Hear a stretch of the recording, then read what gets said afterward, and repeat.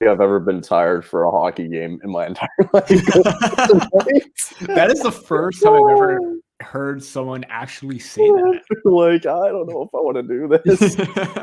But for those of you who are here, welcome. We're back. We were here what day was it last week? Wednesday? Under a week ago.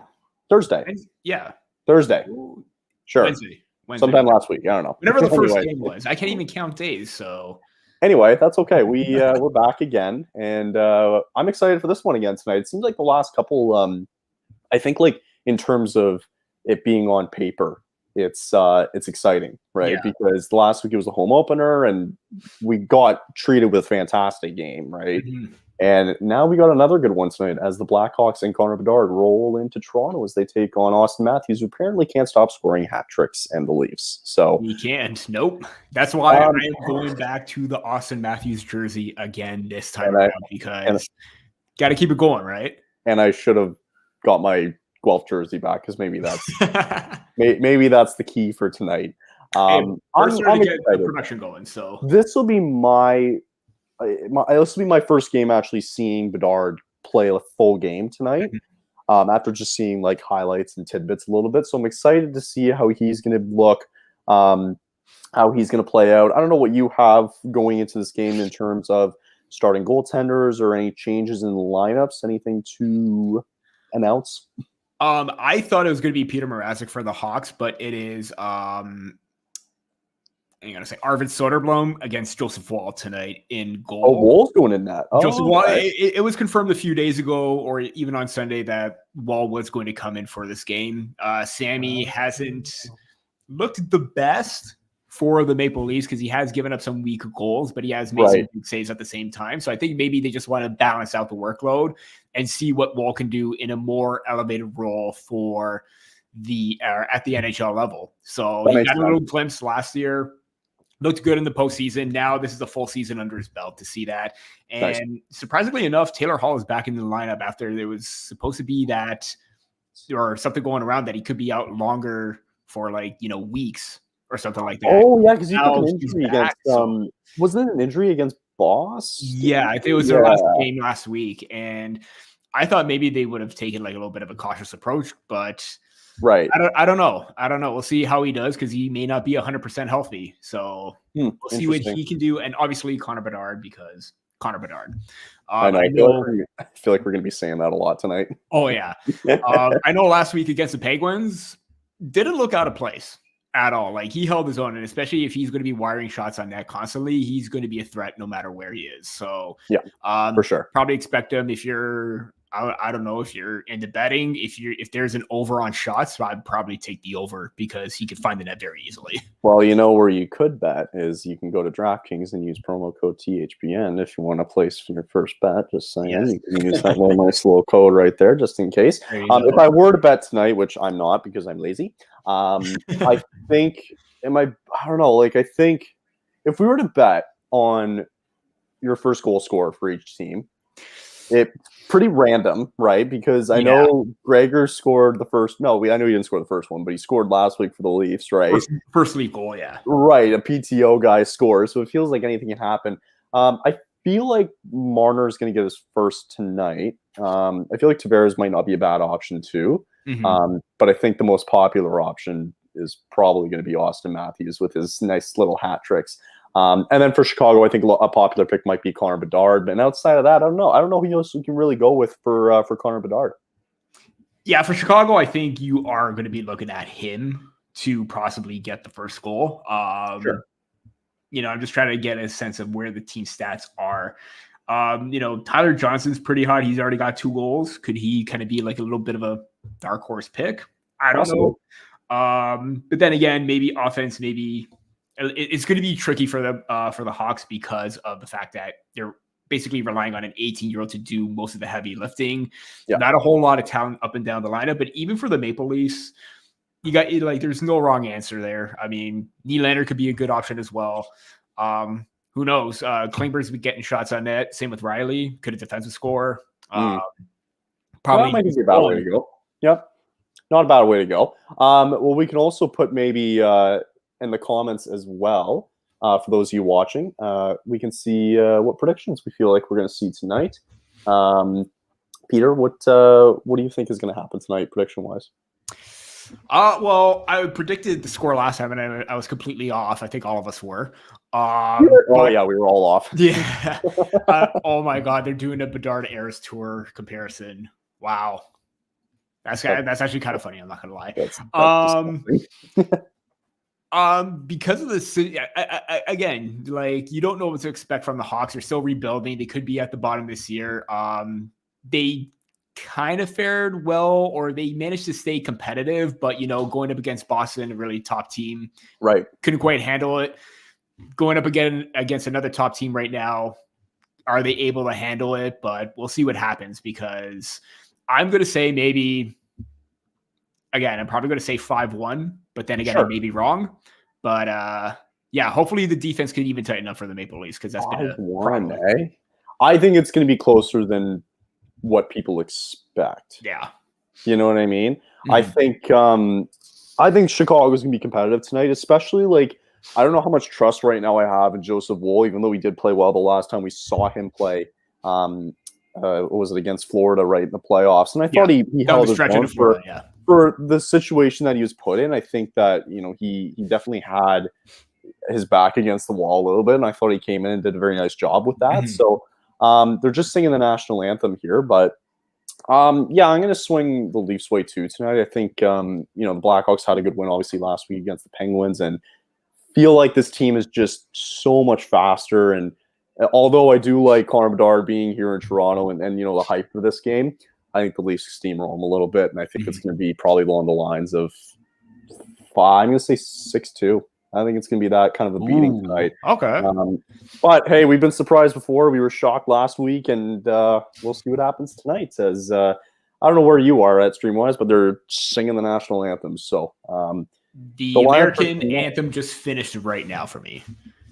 Oh, I think you're ahead of me tonight. Ooh. Am I ahead? Wow. Okay.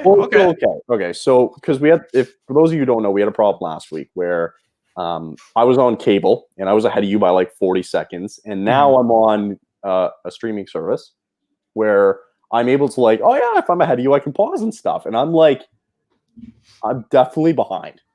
I could probably try and go back a bit. Is it probably went back another? Can you actually? I could go. I could rewind a bit. Oh, okay. So I just rewinded to the beginning of O Canada right now. Oh, we're perfect. Land, true, patriot love. Yep. Okay. Yeah, there we go. Okay. We're golden. All right. Nobody's spoiling anything tonight. The beauty of pausing and rewinding live TV too. That is absolutely something that's the beauty of it. Yeah. We got a 5-2 Leaf tonight. It feels like that's the way it's gonna go. Another Hattie. If it's not Matthews, then who? Well, exactly, right? Exactly. That's going to be the big question. Maybe that's a talk we can have, though, as Matthews has 6 goals all of a sudden in 2 games, and it feels like it's going to be that type of season, especially with, a division where the Leafs, you feel like that's the way it's going to go this season in terms of them really competing for the top spot. But, you get enough of these average to low-end teams, and it seems like that they're just going ham at them. Yeah. Which evidently you should, right? I think there was a lot of times last year, I can speak for myself being a Flames fan, that, you're supposed to beat the bad teams, right? If you're a really good team, you got to beat the bad teams, right? And mind you, that the Canadians were up 5-3 against the Leafs last week, even though they did come back and give them a point. However, they came in, beat Minnesota, who was a playoff team last year, but you have to think that they have to handle their business tonight, right? That was the main issue with the Maple Leafs last year too. You look at games against Ottawa, Arizona, playing down to you don't play down to your opponent. You want to set the tone right off the bat, and they need to do that right now. Considering that even Chicago last year as well, playing down to them because they were lower in the standings. You simply cannot do that. You want to be a top team, you got to be dominant, and for them to kind of set the tone right now, like Pepper Soderblom with shots. It is Arvid Soderblom. Yeah, okay. That's the main thing that you got to do right now. And if they can do that, great. If not, then they get off to a slow start. That's going to be a bit of a problem. Well, the good thing for the Leafs is Woll is 6-1-1 with a 2.16 goals against average, and he's got a save percentage of .932. Yes. So he's had a good stretch, right? He wants to continue that, and this is the perfect team to do that against. Exactly. I'm even before, as soon as the puck drops right now, I'm going to make a bold statement. I think either one of Nyes or Minton gets there first. Oh, really? I'm going to be bold. They were buzzing last game. Okay. Yarncroke, I know, got promoted up to the second line, but them as a duo, they looked still pretty good. So cool. I'm going to say that. Well, so we are now that we're live. Now we got the game underway. Oh, I don't know if we can get the scoreboard up as we got it rolling here. There we go. I should probably. Hey, no, you're good. I got you. Oh, okay. Oh, we're golden. There we go. On that, okay, so stoppage and play 1937. Is that where we're at? Stoppage and play. Yeah, they're focusing on 1937. There we go. Beautiful. Face off just happened. Jason, if you do want a link actually for the game tonight, you could go on. I think it's hockeytv.com. You can get live footage. I think it's live hockeytv.com if I'm not mistaken. I've used it before, but anyway. We're talking shit about it. Nice. And if you haven't already, which I was actually going to mention, and I don't know if you saw it on Twitter already, Peter, but I just dropped about an hour ago that we are doing a contest that anybody can enter. Yes. If you go on THPN's account, you should see it up there as of recently. You can just go like and comment your favorite Oiler and your favorite Flame when you get a chance, and you are in for a chance to win an Everything Hockey lace hoodie, which are pretty nice if I do say so myself. Yes. So having asked the question there, Peter, who is your all-time favorite Oiler and Flame? Ooh, Flame is going to be easier for me. It's Jarome Iginla. I mean, yeah, okay. Kind of an easy answer, but man, the way that he played the game with that power forward mentality, and even in the early state, in the early thousands, watching him just dominate every night was absolutely a thrill. And especially that 2004 Stanley Cup series, kind of fun. Oiler all time. Again, I think that. Well, obviously, I'm not gonna pick Gretzky or Messi and all that. I'm gonna say Ryan Smith. You know what's funny? I was thinking about his name. Yeah, Captain Canada. He represented Canada a lot, but even so, his calm play, strong on both sides of the puck. I really admired his style, so I'm gonna say Ryan Smith. Okay, I was gonna probably say the same in Jarome Iginla. Mm-hmm. I think he was my all-time favorite because, when I was in grade 2, we had a frame, a picture frame up in the school of Jarome Iginla, and it was signed, and I admired it for years. And my principal was like, "Do you want it?" And I'm like, "Yeah." Okay, all right. So I took it, and I think I have it somewhere buried somewhere here. If the principal's giving you a gift, you take that. I'm going to take that all day. Especially if it's a signed picture of a hockey player. And then for Oilers, I don't want to say Ryan Smith just because you said it. So thinking back, oh my God, that's a tough one. I'll go, you know what? I got a love for goaltenders recently, so I'll go Grant Fuhr. I thought, good pick. I thought he was severely underrated throughout for a long time. And Revo all of a sudden getting a chance here. Good positioning to tie the stick up and ties it up. We wrap around, but excellent effort. Kind of like what I did to my dad this weekend in hockey, but it was not as much good. I got torched on Sunday by about all the 40, 50, 60, 70-year-old men that were out there. Oh, it was not a good game for Kyle. It was pretty so I don't know. I haven't skated in a while, so the legs were hurting, but it was the constant rolling of the lines. There was no stopping. Even when they scored, bring it out, you keep going, and we only had 2 full lines of 6, right? No face-offs, no nothing, eh? Oh, you have face-off to start. Oh, okay. Right? Because we have no refs, right? You just go. Oh, yeah, so you had to play ref there, okay. You just go, right? So, you start and then you go. And so it was 50 minutes of just nonstop, and I'm like, my legs are me. So there were times where we played games without referees, and there was more arguing and fighting than with referees. Yeah. Oh, it's so stupid. And then it stops the play, and you're like, God damn it, let's just keep going. You're trying to say, no, that was offside. No, that was icing. No, it wasn't. But yeah. Oh, dangerous play there. The one thing I will say about Wall is there is no panic. Yeah. Like there's a little bit more panic when you see with Samsonov because, you still got to keep like that movement, the side to side movement in check because you can't be over aggressive, but he's very calm in like high danger situations like that. Like he knew that was going wide, but at the same time, he still covered it and was still cool, calm, collective. Yeah. Don't mind me for a second. I think my Wi-Fi is not working great right now. I'm just going to switch over to my other Wi-Fi if I cut out real quick. Yeah, no problem.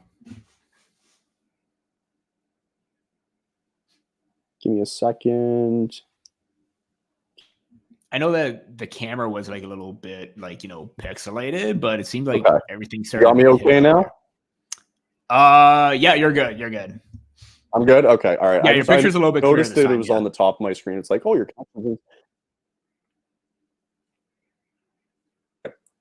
Willie's dancing. So what are we missing here? I feel like we're gonna watch the game. We haven't been doing that. Yeah. Willie's dancing so far. 2-1, but Lisa got like a lot better like zone time except for that little fall by Yarncroke. The cycle's been good. They're getting it on the attack, and even the shots that Chicago had on net, it was like one and done. So it's not like anything major or anything to be too concerned about. But yeah, the Maple Leafs are putting on the pressure with the attack there. There's a good chance in front of the net though. They had what 40 seconds there of the offensive time. Also, if you like pause it and then play it, I'm like right on point with you. On your end, if you pause it and play it, we're like like a good like pause and then play. You know what I mean? Okay. Yeah. Did that. Nice is in the corner. Domi passes it back to the point. Oh yeah, we're golden. Perfect. We're golden. That's perfect now. All right.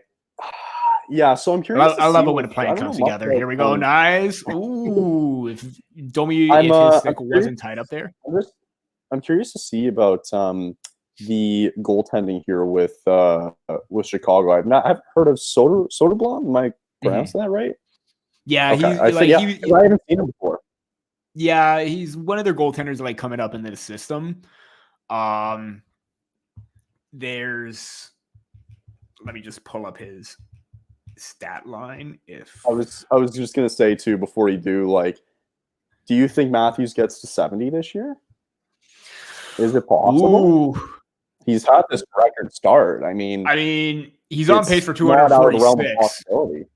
He's on pace for 246. Don't know if that's possible, but I will say it's very possible that he has a better chance at 70 this season than the year that he had in 2022, because it kind of like got a little bit off after he hit the 60 mark. I think at that point he just wasn't too concerned about that. He already had the record, but it's definitely in the realm of possibility that he can hit 70 this year, especially at this rate that he's going. Yeah, definitely possible. Okay, interesting. Because he had Soderblom's 24 years old. Soderblom, okay, he's 24. Yeah. So what do you know about him? So he's had like experience and like going back and forth, I believe, between minors, all that. So he's basically the holding place for like their goaltender of the future, I think, in Drew Commesso, who's in the AHL right now. So I think he can just provide a little bit of stability as the backup for now. But I think it's good that you're getting these guys, like, especially on a team like Chicago, where you have a selection of goaltenders now to go through, and maybe not Peter Mrazek isn't the greatest example, but especially some of these young guys who can now really get a great chance, right? And I know Arizona's kind of been through that, but you're going to get an opportunity now with these kind of teams and solidify yourself a little bit, right? Yeah. And so, there's also, I was just about to. I thought you were done there. I was just going to add that there's Commesso, but there's also their recent draft pick in Adam Gajan, who, for Slovakia at the World Juniors, basically stole the show and improved his draft stock. So he's playing in the USHL right now, but possibly a lot of promise from him as well to create that dynamicism and competition in the Hawks system. Yeah, and I think I was just going to finish up saying too, like with how Vasilevsky got into the league, right? Like for the longest time, he was a backup to who was he back? Oh, Ben Bishop. Right? Yeah, remember he left. Remember, I think it was right before I think he had to force retire because he was too injured. But All of a sudden, Or I think Vasilevsky comes in. I even think they moved on from him because they knew what they had in Vasilevsky as well. Oh, Can't yeah, remember. they traded in Dallas. Yeah, that's right. I'm just gonna do. I think he went to Dallas afterwards. But yeah, because anyway, it was at that point where his career started to get on that decline, and he was forced to. Yeah, I think like with Vasilevsky, I mean, you had him as a backup goaltender for the longest time, and now all of a sudden, look what he was able to do, right? He was one of the most dominant goaltenders through a good stretch of the last probably couple of years. You know what I mean? Mm-hmm. So yeah, I think the point I'm trying to make is though, like you're getting these young guys in, you're getting the experience that they need, and I think it proves that, especially being a backup goaltender and being new and being young with this type of stuff, like it can only mean good things, right? And it's time to. It's almost like it's a prove it deal a little bit, right? Yeah. So we'll see what happens. As Reeves, his 6th career team in the NHL, he's had 830 games and 129 points. Not bad for a guy who's a 4th-line fighter, grinder a little bit. Yeah. Just trying. Okay, so what happened was he was with Tampa, got traded to LA, and then I believe LA traded him to Dallas, and they think they had his rights, and he signed with Dallas.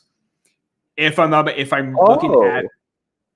reading that correctly. If I'm wrong, I'm gonna admit I'm wrong. But from what I saw is that, looking at articles and stuff like that. I didn't realize that he got traded to LA. That's crazy. Huh. All right, whatever. Good for him. All right, Chicago gets a chance. It's shots are 3-2 Chicago. Nothing crazy going on though so far in this game. It seems kind of like you don't want to call it a trap game, but it feels starting to feel like it kind of feels like it's going in that direction right now, despite the Maple Leafs having like the zone time. If anybody wants an update on the other games going around the NHL, the Calgary Flames are leading the Washington Capitals 1-0 right now. Oh, that better be big points for Markstrom and Lindholm right there for me. Adam Ruzicki scores with Noah Hannafin and Dylan Dubé assisting it. Later this week, I am going to be doing a flame stream because I have not done a flame stream at all since I've been working for the network for a year now, and I think I'm overdue to do it. I think I'm overdue. You gotta get on that. But I was going to look at Chicago's lineup because I feel like it gets lost a little bit. You get Connor Bedard and Taylor Hall with the additions of Nick Foligno and all that, but I feel like it does get lost a little bit in who the Blackhawks really do have on this team. Excuse me. Mm-hmm. So you're going to get Soderblom in tonight, Corey Perry, Jason Dickinson, who actually had a good stretch in Dallas, former Guelph Storm. Ryan Donato, who ended up scoring, I think he scored in Boston, or I don't know if it was Boston or Pittsburgh recently in the last 2 games. Pittsburgh, because I think it was Bedard's first point on the assist. Correct. Tyler Johnson, who was a part of that Lightning Cup team, whatever cup it was, I don't know. Andreas Athanasiou gets lost all this. Seth Jones, who gets lost in all this too. His 8-year deal. Do you think we're going to look back by the end of that 8? Good save. 2-on-1. Oh, nice save by Wool. As I don't know who. I think I'm a little bit ahead of you still.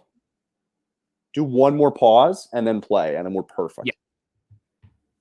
And then we're good. I was going to ask, do we think by the end of this Seth Jones contract, because he signed that big 8-year extension with the Blackhawks, do you think by the end of it we're going to look back on it and go, man, he really shouldn't have signed that 8-year deal because the Blackhawks haven't done a ton in this 8-year span? Yeah, it was a very controversial signing because of the fact that how big it was, considering that, a lot of people were pointing to his advanced metrics, how he wasn't strong defensively, and paying $9 million for him was a big risk.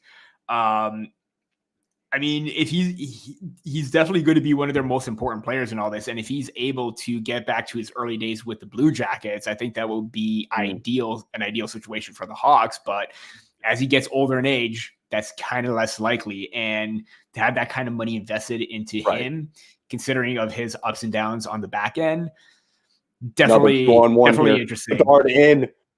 Oh, Bedard slipped. Yeah. Still up, though, gets a chance. Bedard playing on a line, I think, with Taylor Hall, who's back from what was supposed to be an injury. He seems fine though. Oh, Bedard had a chance. I'm surprised. Yeah, a little bit. I think he came in as a trailer, if I'm not mistaken, but it was a good opportunity. Yeah, but to wrap it up though, quick with Seth Jones, I think obviously his agent deserves a lot of props, and he got his bag, right? He got his $9 million. But you're right. I think in terms of, a Blackhawks perspective, might not have been the right signing at the right time, because you want to use that money to allocate it to an assortment of different players. I don't know. I don't think it made a lot of sense. I think it makes more sense if you sign him to, I don't know, like a 4 or 5 year deal, maybe. I don't know. It's just awkward timing almost to sign somebody like Seth Jones to an 8 year deal. Like he's really committing, I guess, to this city though for the next 8 years, and in hopes that now that you have Connor Bedard, we'll see where this takes him in the next couple of years. Yeah, so, and considering that's sort of like the kickoff motion of like UFAs or like premier defensemen that are signing big contracts, like franchise-altering defensemen, really kind of like set things in motion where, obviously Cale Makar needed a new contract, Miro Heiskanen needed a new contract, and that's what set the motion where, I kind of feel more comfortable giving those guys $9 million than Seth Jones. Even Darnell Nurse, like his contract was like 9.25 as like an average annual AAV, maybe a little bit too rich for me, but I could understand why I would give him more of that because of his diverse play on both sides of the puck as a result of that. Right. But maybe I probably would have gone 8.5 as opposed to 9 for Nurse, but you know what? I understand why they went that route. That seems a little bit more feasible to give him 9 than Seth Jones at that point. Fair. Yeah. But again, like, huge for him that he got his bag, right? I mean, absolutely. He did. I think he proved it through Columbus, and I believe that's Chicago was going to get that type of man going into Chicago, obviously with when he got there. And it's just that timing that it had to happen during this downturn and rebuild. So so while we have time, because it's a commercial break, I want to take a minute because I want to go on Cap Friendly, both of our favorite sites to check for anything. I'm terrible at math and numbers, so I love it. I'm sure everybody loves Cap Friendly too. But I'm just looking at Cap Friendly real quick, and we know, like, looking in terms of the Leafs side of it, we understand the William Nylander saga, and we'll see, like he's kind of, we're 2 games in the season, there's still lots of time, but eventually you want to get going a little bit, and maybe he's a guy that scores the first goal for the Leafs tonight.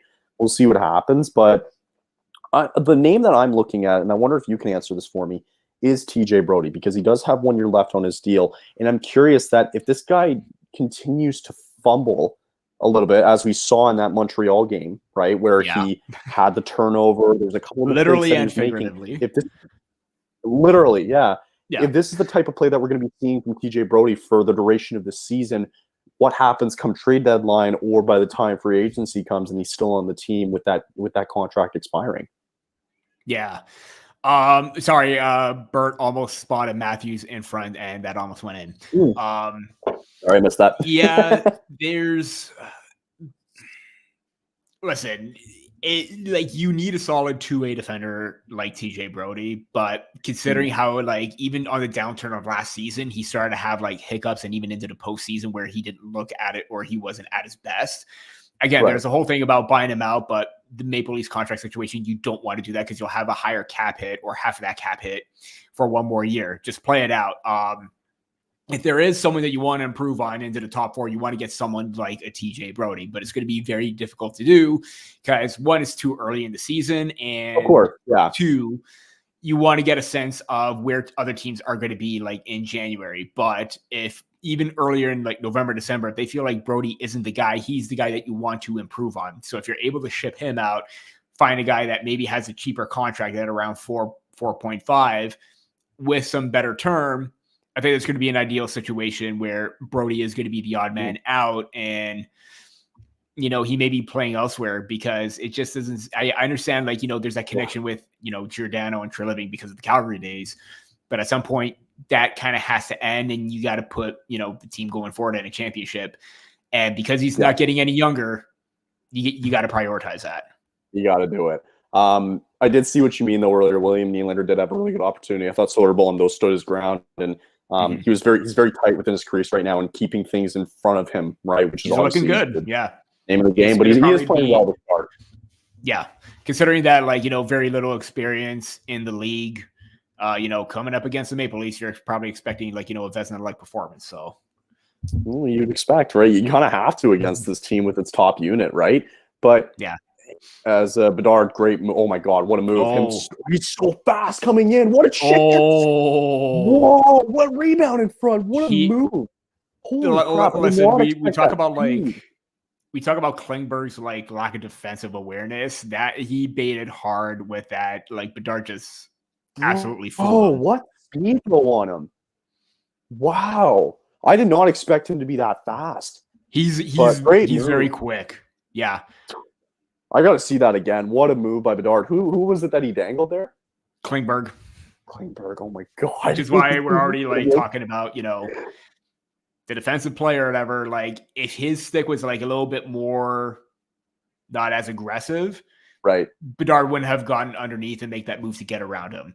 But then again, price you pay with an offensive defenseman. He just made him look silly. Oh yeah, that's what I said. I'm just like he completely just like fooled him. Yeah, but man, if that's the type we're going to see this stuff we're going to see this season, I don't know how you can't consider this guy being the favorite for the Calder, right? Like he went number one for a reason, guys. He's been this good for a reason. The shot, but mind you, I've been harping all off season long that I don't think he's going to win the Calder. As I say, really, I don't think he's going to win it. No, I still don't believe Chicago. I guess it kind of like makes sense. Oh, nice. Who's getting the penalty? Want to say Chicago? No, who's getting the penalty? Was it a slashing? No, didn't really say. Okay, here's the replay again. Bedard. He saw it too right away. Oh my God, he's so fast. He knew what he was doing. Like right before the red line, he knew exactly what he was doing. I will say this. The parents have got to make the trip to Toronto. I will say this, like, at least Klingberg had the speed to still keep him to the outside in that situation, but... So, okay, we're going to see a penalty here, and I have no idea who it's going to. There? Oh, it's cross-checking. Oh, the hook. Okay, stick got high. Mackenzie Entwistle, also a former Guelph Storm native. As Leafs on the power play here with 154, I imagine. Yep. I did, like, during, like, when was it? I think it was 2016-17 when he was still, like, with the Toronto Marlboros. They had a pretty, obviously, Toronto Marlboros, GTHL team. They looked pretty solid. And Mackenzie Entwistle, like, every single time I watched him, he stole the show most nights. Is there a penalty coming again? There's another, but yeah, that negates it. So 125, Mitch is going to go in for, I kind of missed the half second of it there. I don't know what he was doing on Foligno here too. Foligno, also a former Maple Leaf here, worth mentioning, but he let go of the stick before he fell. He tried to... Yeah, but Marner didn't really make an attempt to get him off, so I can understand why he made that penalty. So, yeah, hooking probably... If I'm Marner, you probably should have just dropped the stick right then and there. Drop the stick right away, right? If he's doing that, like, just let it go, right? I think he... But then again, not to say that he didn't do it eventually. I just think it took him too long. It took a while. I think it was at that point where he waited too long, and then that's when the rest said, as he was falling down, that's when he let go. Well, for our predictions tonight, they might not be looking great as the Blackhawks have won 9 of the last 15 games against the Toronto Maple Leafs. Mind you, back in the day, that's where they still had guys like Jonathan Toews and Patrick Kane and yada, yada, yada. So, hey, 9 of their last 15. I think maybe our predictions could be swayed a little bit, and it might be a closer game than we think. Yeah. 5 minutes left. I probably would have expected maybe one goal right now. So... Kyle, at this point, you were talking about the camera is starting to like get a little bit choppy, so I don't know maybe if your internet is still. For me? Yeah. Crap. It looked like everything looked well, but I think that a little bit too. But yeah, I'm gonna. Am I okay now? Now you're okay. Are we good? So far, so good. Yeah. Or am I still choppy? No, you're so good. Brutal, man. Yeah. The one night. Okay, all right. Just keep an eye on it for me. If I have to change it, I'll go back. But god damn it, it's just I'm telling you, it's no laptop I have. I gotta get a new one soon. Yeah. But anyway, so 5 minutes left. It's I love a little 4-on-4. Opens the ice up a little bit. Everybody's gonna have a little fun with it. Do you think it'd be more fun? Like it'll never happen, but like imagine like okay, so it's like power play. Someone's 5-on-4. You get the coincidental penalty, right? Obviously, they go on 4-on-4. Wouldn't it just be like crazy to go 3-on-3 for like a minute? I mean, it's basically early overtime right there, right? Do you know what I mean? Like, yeah. Right. But like, doesn't it just make the game more like fast paced and go, go, go? You know what I mean? Just for a minute. Oh, it would be awesome. I'd die to see that. Yeah, video would just kind of like skip the bit there. So I'm changing it back. I'm gonna see what I can do. All right, cool, man.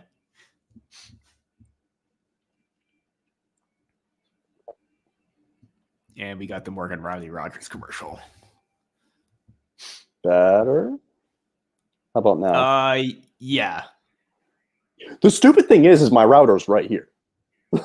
Okay, yeah. So then, god damn it. Also, see, I kind of wish I was like more into like the tech side of everything, but I would have no answer. It's just like the simple troubleshoot, like unplug, plug back in. No. You know, I'm not either. Trust me, that's okay. Yeah. Reset your computer. Just do the quick fix. The reboot. That's it. That's the only thing I can think of. Plug and unplug. That's exactly what I do too. I just go take it out, plug it back in, and we're good to go. Yeah. Maybe at intermission, I might. I'll probably reset the router again just to see what it does. But 9 times out of 10, it's totally me. So showing clips of their parents. The parents have been traveling a little bit of Connor Bedard to see his games. So they went to Montreal. Now they're in Toronto. I imagine they were probably in Pittsburgh for his. I would have to assume so. Yeah. Yeah. Make this a big road trip out of the whole entire thing. Imagine the league's like, you got to get your own tickets. Go take a seat. Come on. Go sit up in the bleachers, and you got to pay for your own ticket. I mean, yeah. All right, 4-on-4 here. We got 20 seconds left. Nothing really happening on this 4-on-4, but you got to take some chances here. Almost a breakaway there for Bedard. No. Athanasiou, I think. Yeah, Athanasiou. As Blackhawks. With his speed, if he had control of that he's gone. Nylander now, all of a sudden, Matthews getting a chance here. Oh, here we go. 2-on-1. Here we go. Matthews with it over to Nylander. Nylander trying to get back to Matthews, and he just missed it. As they go back the other way, 30 seconds, it's going to be Athanasiou again. Gets it in the offensive zone. The penalty kill is at 80% right now, 2 games into the season for the Leafs. 20 seconds left on the power play now for Chicago as the 4-on-4 is over. Bedard back on the ice. 5 seconds remaining. Yeah. Not going to get a lot of time here, no. And you know what? Like, I don't want to do an overreaction to anything. It's still early on, but 80% as your starting point for the PK, I think that's pretty decent. Well, you know who's first place in the league in penalty kill right now is the Chicago Blackhawks at 100%. Funny enough, yeah. Amazingly enough, they have not let in a goal on a power play yet this season. So, I mean, if Mitch didn't get that tripping penalty, it probably could have been a different story. Right. Mind you, this is the Blackhawks' 4th game of the season so far, right? They're already playing big minutes right now. So they're playing great defense, right? And hey, you can keep that up good defensively with a little bit more offensive power. And it can't be all Connor Bedard, right? You got to expect some of these young guys to, answer as well too, along the lines of Taylor Hall, and you can see what else you can kind of do throughout this lineup a little bit and who can step up. But you need some goal scoring here soon for Chicago. As we got 2 minutes and 50 seconds left in the first period. Anything else to announce maybe in the other games going on tonight? As we mentioned before, the Flames were up 1-0 originally on the Capitals, and it's still 1-0 for Calgary. Red Wings up 1-0 on Columbus. The Coyotes and the Rangers, we are streaming that game on our other on our channel as well too. You can go check out Jimmy. It's no score between the Coyotes and Rangers in the first, and the Panthers are currently up 2-0 on Niels and other posts that we have as well. Bit of a shocking start for the Devils. I did not expect it to be this rough, really. Well, so they won their first game, though, against the Red Wings, but they Yeah. did let in a good chunk of 3 goals there. But they lost to the Coyotes in, I think it was a shootout, and now they are down 2-0 to the Florida Panthers, who, by the way, are still looking for their first win of the season, who are 0-2. Yeah. As we got a minute 53 seconds left here, maybe we'll just watch the end of this, and then I'm actually going to pose a question before we go to break, and we can think about it, because I've got a doozy of a question here. Ooh, I got such a good question. I just kind of thought of it on the spot, and I'm like, ooh.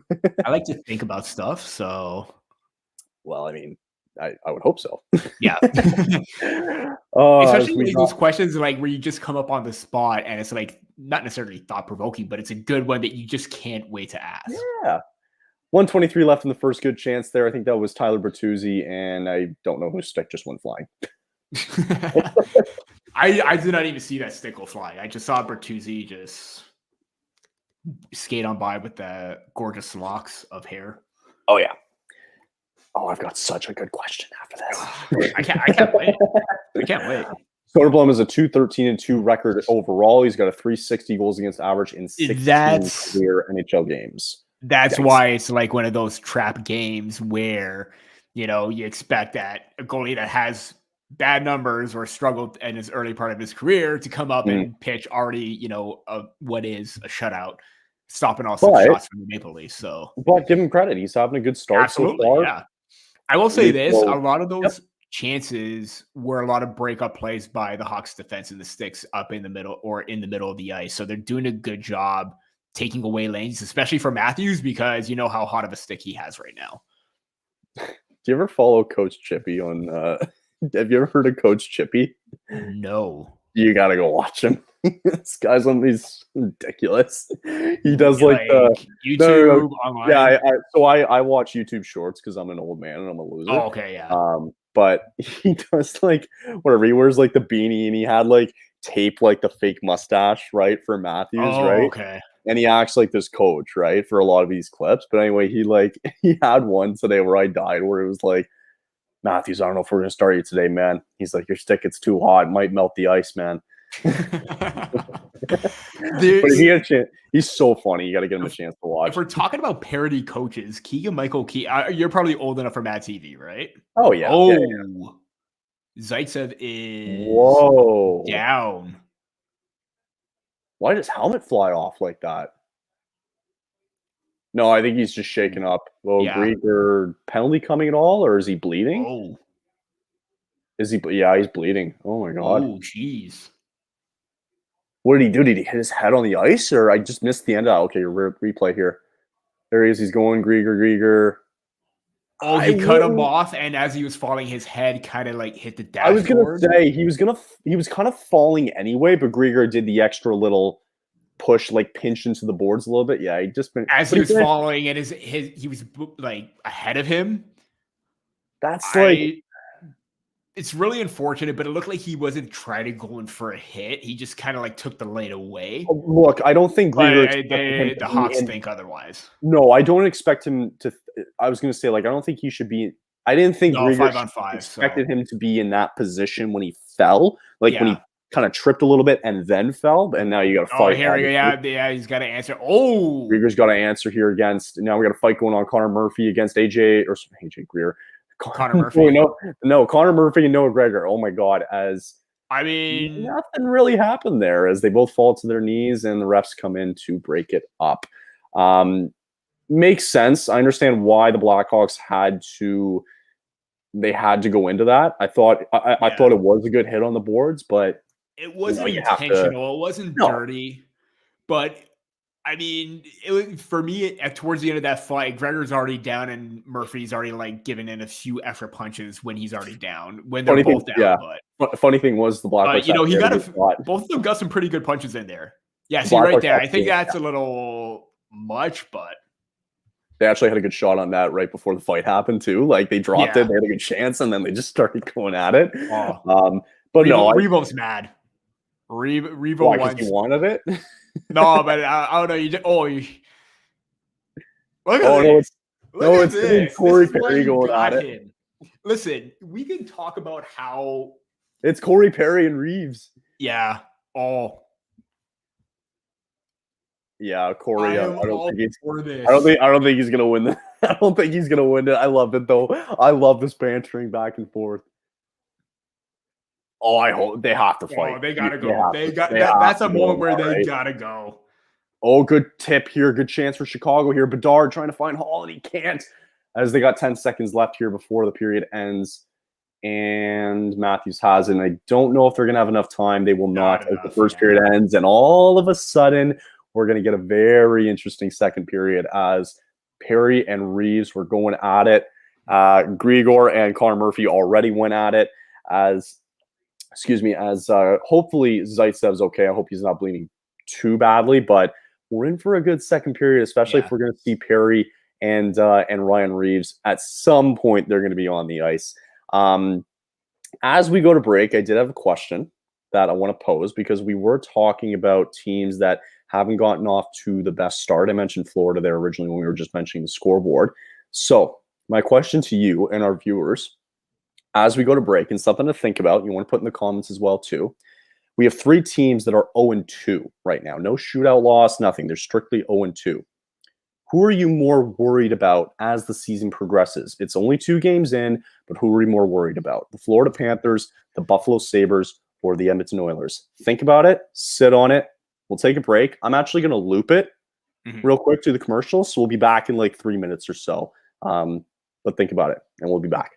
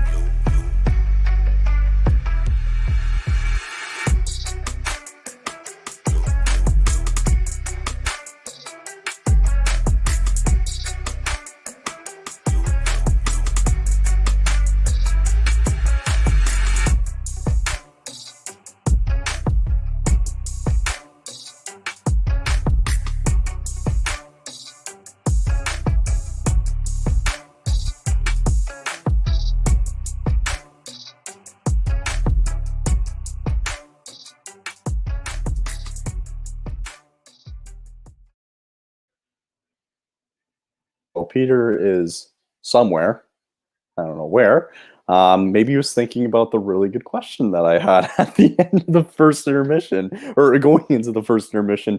No score between the Blackhawks and the Leafs, and then around the rest of the games in the league. I believe we still have the Panthers up 2-0. The Wings are up 1-0. The Red Wings are up 1-0 against the Blue Jackets. Blackhawks, again, are tied with Toronto after 1 at no score. The Rangers just scored a late goal against the Arizona Coyotes. They're up 1-0 there in that game. And now the Flames have also scored a late goal in the first period, as the Calgary Flames are now up 2-0 against the Washington Capitals. So while we wait for Peter to return, he might be dead. We don't know. I hope not, but we'll just assume that he's okay.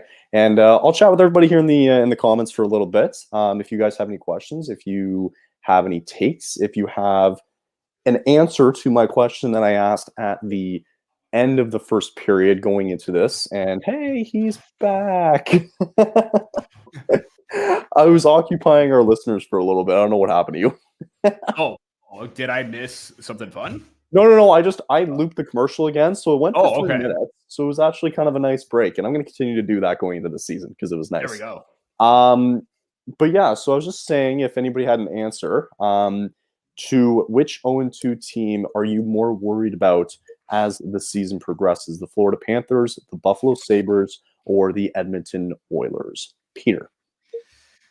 I am going to say the Florida Panthers, mainly because, obviously Bobrovsky coming into the season, lights out playoffs, but he has been streaky at times. And so far, again, it's early on in the season, but, he hasn't looked quite well in terms of numbers. 3.65 goals against average, 0.873, save percentage.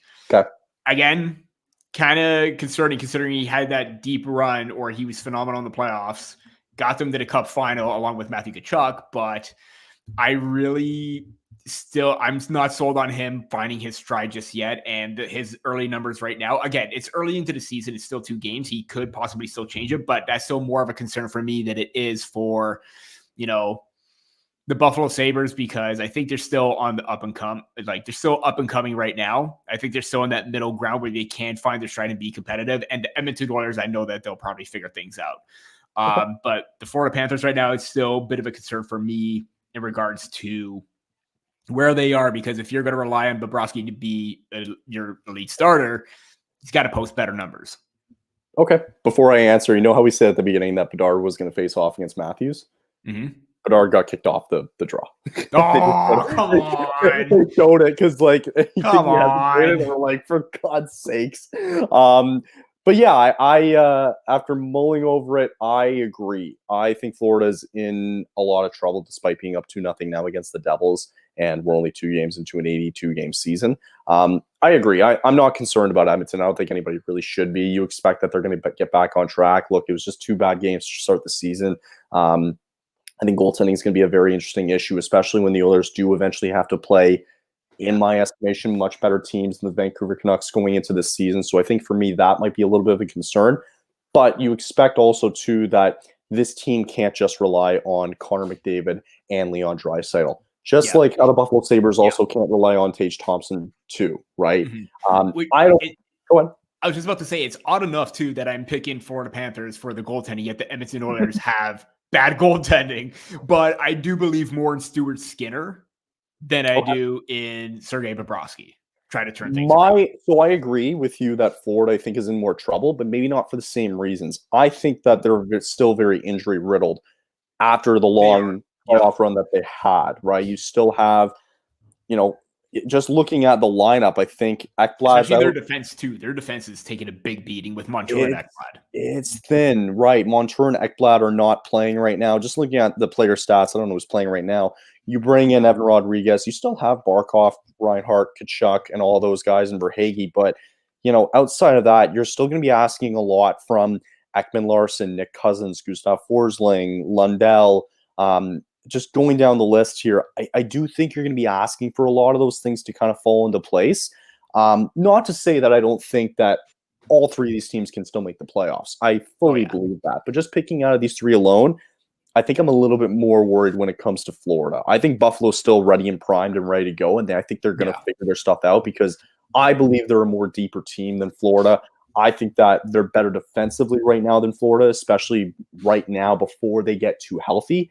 And I think goaltending, it's just going to take a little bit of time. But right now, after kind of seeing a little bit of the Buffalo Sabres start, I do like Devin Levi, and I like how he's played despite being 0-2 to start the season. So for now, I'm going to agree, and I think Florida Panthers are my pick.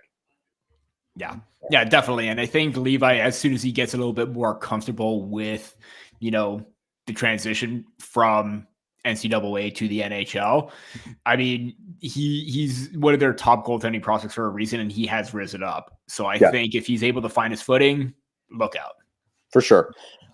Just wrapping up again, just what's happening around the league. The Flames have scored a second goal. It's not Elias Lindholm. Sorry for fantasy owners, Peter. It was Dylan Dubé assisted by Noah Hanifin and Adam Ruzicka. The Red Wings are still up 1-0. They just hit the end of the first period. We are tied at no score here between the Blackhawks and the Leafs. The Rangers did get a late goal against the Arizona Coyotes. Jimmy is doing a stream on our other stream tonight, I guess, on our THPN channel. I guess that's how you put it. He's covering the Rangers and Coyotes tonight, guys. Chris Kreider gets the goal assisted by Capo Caco and Mika Zibanejad. And like we said earlier, the Florida Panthers are up 2-0 thanks to Sam Reinhart and Carter Verhaeghe. And if you want to know for fantasy owners, it was assisted by Evan Rodriguez and Alexander Barkov. And from the Verhaeghe goal, it was Mahura and Matthew Tkachuk.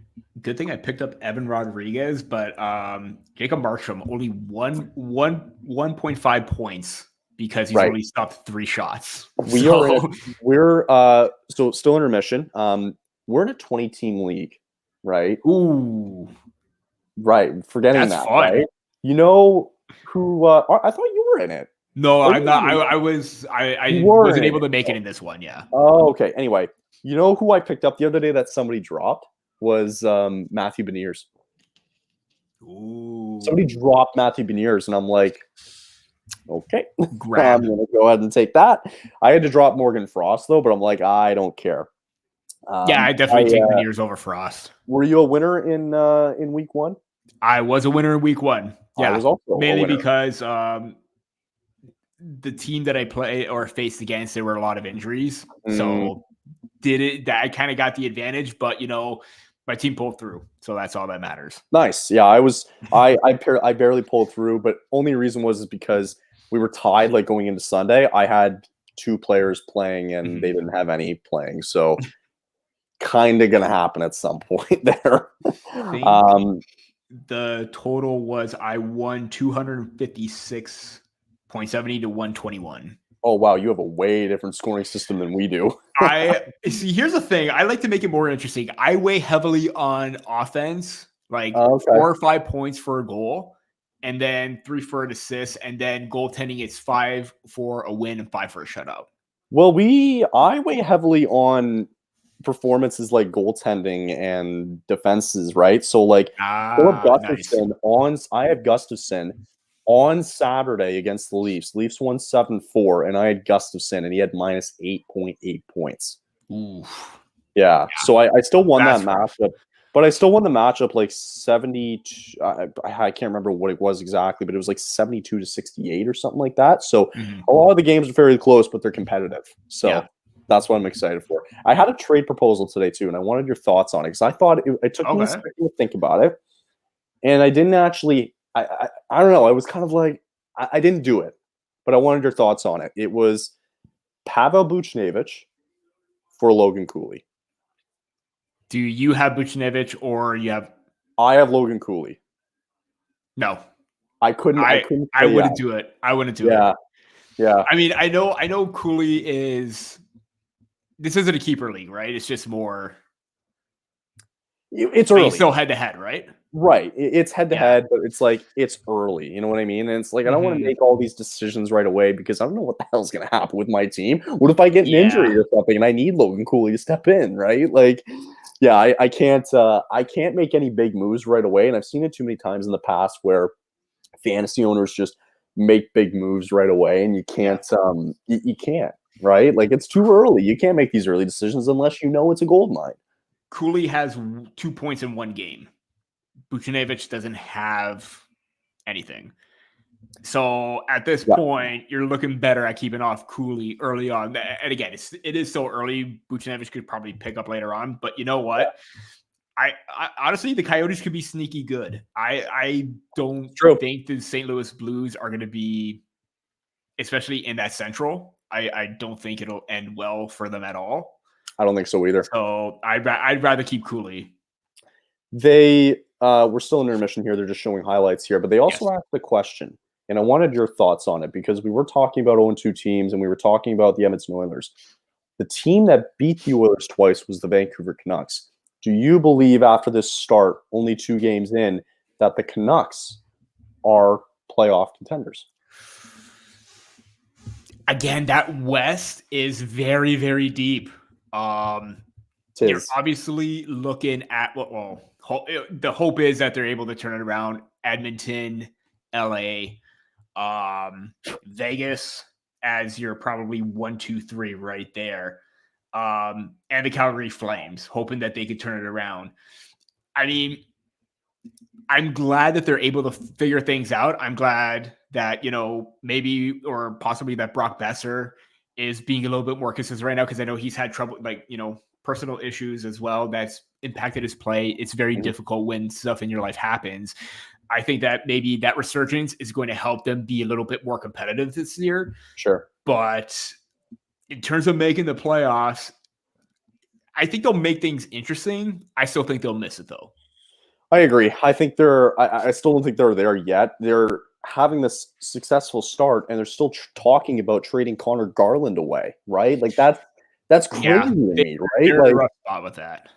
So it just seems like a relationship where they're at that point where you need to split it off, right? Like it seems like it's over. You need to just cut your ties and just let it go, right? So the suitors, I believe, for Connor Garland I was reading it today, were the Nashville Predators, the Winnipeg Jets, Columbus Blue Jackets, I think were Columbus, yeah. There was 3 teams that were interested.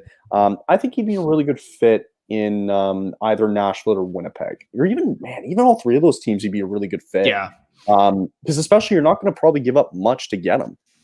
Mm-hmm. I mean, considering that he's probably off to a good start right now, I think, 1 goal in 2 games, it's not a whole lot, but considering his upside, yeah, you probably may not get a whole lot, but a lot of those teams still have those mid-tier assets to try and bring them in. So yeah, it does make sense. I think, because of the depth of what they have already in their prospect system, I think you could afford to move on from B tier players in the Columbus Blue Jacket system. I think you could bring him in and he could be a good fit on that second line.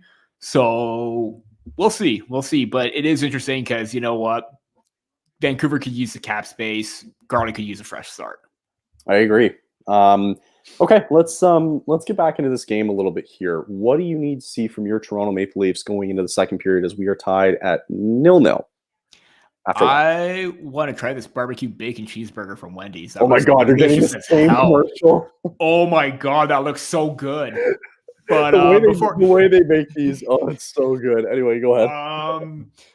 I'm sorry, what was the initial question again? I saw that commercial. I'm like, damn, that looks so good. The fact that we're getting the same commercials too, and I looked at that too, and I'm like, God damn, that's a good burger. Perfect. Anyway, go ahead. What do I need to expect from the Leafs in this period? What do you need to see them do going into the second period? Yeah, you had a little banter back and forth. Obviously, we're hoping Zaitsev's okay. And now they're showing a flashback. You didn't need to go back to that one. I'm sorry, you did not need to show that. They were showing the flashback of John Tavares. And this has been a rivalry, I guess, with Corey Perry and Ryan Reeves. They're showing a flashback on Ryan Reeves. Sorry, just real quick. Ryan Reeves back with the Rangers and Corey Perry, who's with the Lightning, and they're going back at it again just before the end of the first period. We'll see how that transpires. Your thoughts going into the second here? So big shout out to account on Twitter, Tic Tac Tomar. He did. It kind of looked like a verbatim word for word of what Ryan Reeves said to Corey Perry. Oh, and it kind of looks very spot on. Okay, I'm listening. All right. But obviously it's not safe for work because of the swears and everything. But you can use beep. You can say beep. So he wrote, "Why do you think I give a beep what you say? Huh? What are you going to do about it? Never back it up, though. Never beeping back it up. Never." So Okay. Interesting. I think right now we need to see that Revo Perry fight. Oh, come on. You can't. We need to see that. Number one, we need to see that Revo Perry fight. Number two, I think the Maple Leafs still need to be a little bit more aggressive in the middle of the ice and force the Oilers, the Blackhawks to, like be quicker with their decision making, because it seems like they're being a little bit hesitant. The sticks are getting in the way. They're breaking up plays. I think they need to just overpower them and constantly get more, obviously pepper more shots on Soderblom. But, they're getting the zone time. They're getting the puck movement. It's just now trying to connect on those opportunities. As Bedard did have a good chance, though, early on. The Leafs are getting pressure now. But yeah, you're right. It feels like they're transitioning into, throughout the middle of the ice, getting into the offensive zone. Just needs to be a little bit more smoother. The good thing going, though, for the Leafs during that first period, I think I saw the stat where they were winning 82% of their faceoffs. So it's not like they're doing anything wrong in terms of battling for the puck, winning it, and taking advantage of it, and trying to get it down the ice. So, in terms of Toronto, I think you're right. You're spot on with that. And I think in terms of Chicago now, looking at them going in the second period, I think they've done a damn good job so far, right? You kill off that penalty. It's a really good Leafs power play unit. I think Blackhawks have done a really good job. And you know what? For what it's worth, they're out shooting the Toronto Maple Leafs 12-6. Not the kind of start you want to this period for Toronto. Right, correct. So, I think for Chicago, it's continue pepper Joseph Woll. You're going to get good chances again on Woll. I think they had some really good opportunities there in that first period, hence what Connor Bedard did in that first period. And I think they need to continue doing that as this period goes along here. As again, they're getting some really good chances, though. They're trying to get more in front of Joseph Woll a little bit. For some of us who don't know about Woll, what do we know about his biggest weaknesses? Obviously, he's had a really good record. He has clearly some good strengths, and when it comes to I'm trying to think what he was good at last year against Florida. In terms of what I'm trying to ask here, what are his strengths and weaknesses when it comes to Joseph Woll? I think he has better rebound control than, let's say, Ilya Samsonov. There were a couple of chances right there where maybe pucks were about to get loose, and he's already there converging on it and breaking it up, covering it, trying to blow the play dead. I think that's a little bit better in that regard. I think maybe nerves as well. I think there's sometimes where he can get a little bit jittery in net. I know I said he's a little bit more cool, calm, and collective, but there are still some of those nervous moments where, I talk about his positioning where he can overshoot a bit, but he still needs to work on that, being a little bit more composed in the crease, and just maintaining a bit more consistency. Because then again, it's a little bit more of a smaller sample because he is 6-1-1. This is his first game of this season. Kind of did his best against Florida, but I think there's some things that he just needs to take in stride, not get let the game get the best of him, and just take it game by game at this point. Yeah, but I mean, he does have a good career record, right? He was 6-1-1. I think he had a 9.23 save percentage. So for a guy who's a backup and getting a full season now, being behind Ilya Samsonov, you're expecting that he's going to have some of these good games, and you have to feel confident with him, especially against these teams who are predicted to be at the bottom of the barrel, right? The teams like Chicago, if they play the Habs again, maybe throw Woll in again, right? So, those are the type of games that you want to see him in. And for me, for Samsonov, you want to see him in those big games against Vegas, against Edmonton, against those bigger teams, right? You need to gain him that confidence. Luke Richardson, who is the coach of the Chicago Blackhawks, had his first career goal as a Maple Leaf. I forgot the year, but it was against the Red Wings when he was playing with that was 80s. I think it was in the 80s. Yeah, correct. Looking at those Leaf jerseys, those are very much 80s. I was just about to say Wyndham Clark, not Wendell Clark. Wyndham Clark, golfer. I watch too much golf. But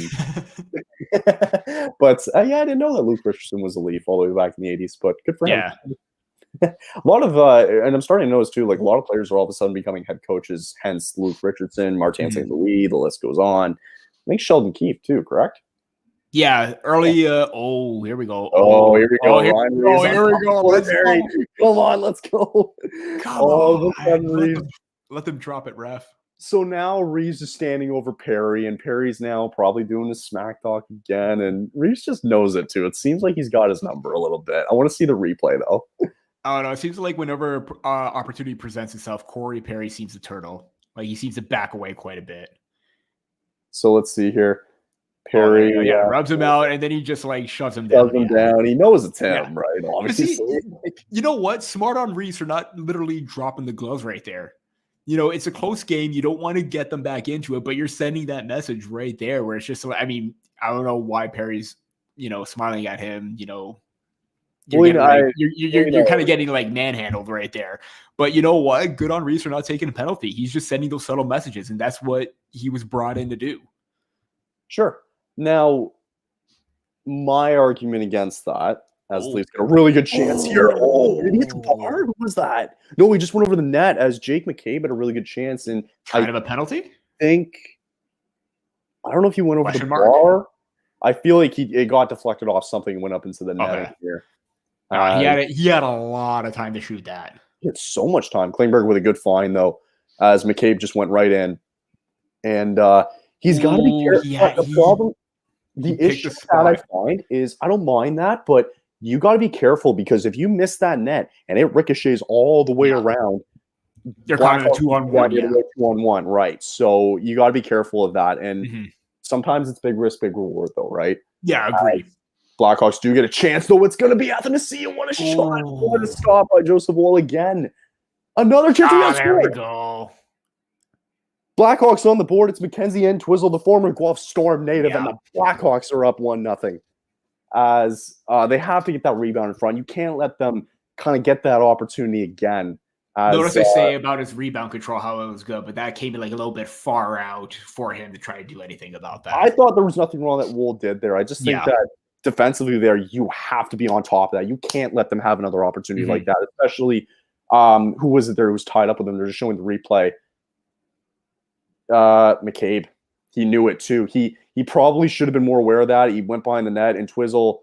Yeah, and not only that, it went right through the legs. Yeah, great job. Like you could tell Keefe wasn't too happy about that. No, of course. I will say this: like Reeves coming back and hustling on the back check, that was good effort for sure. So hey, we were talking about them coming back to the other win on 2-on-1. It was a bit of an on-man rush. Don't know how it transpired. And the Blackhawks get the first goal. And here we go again. 3-on-2. 3-on-2.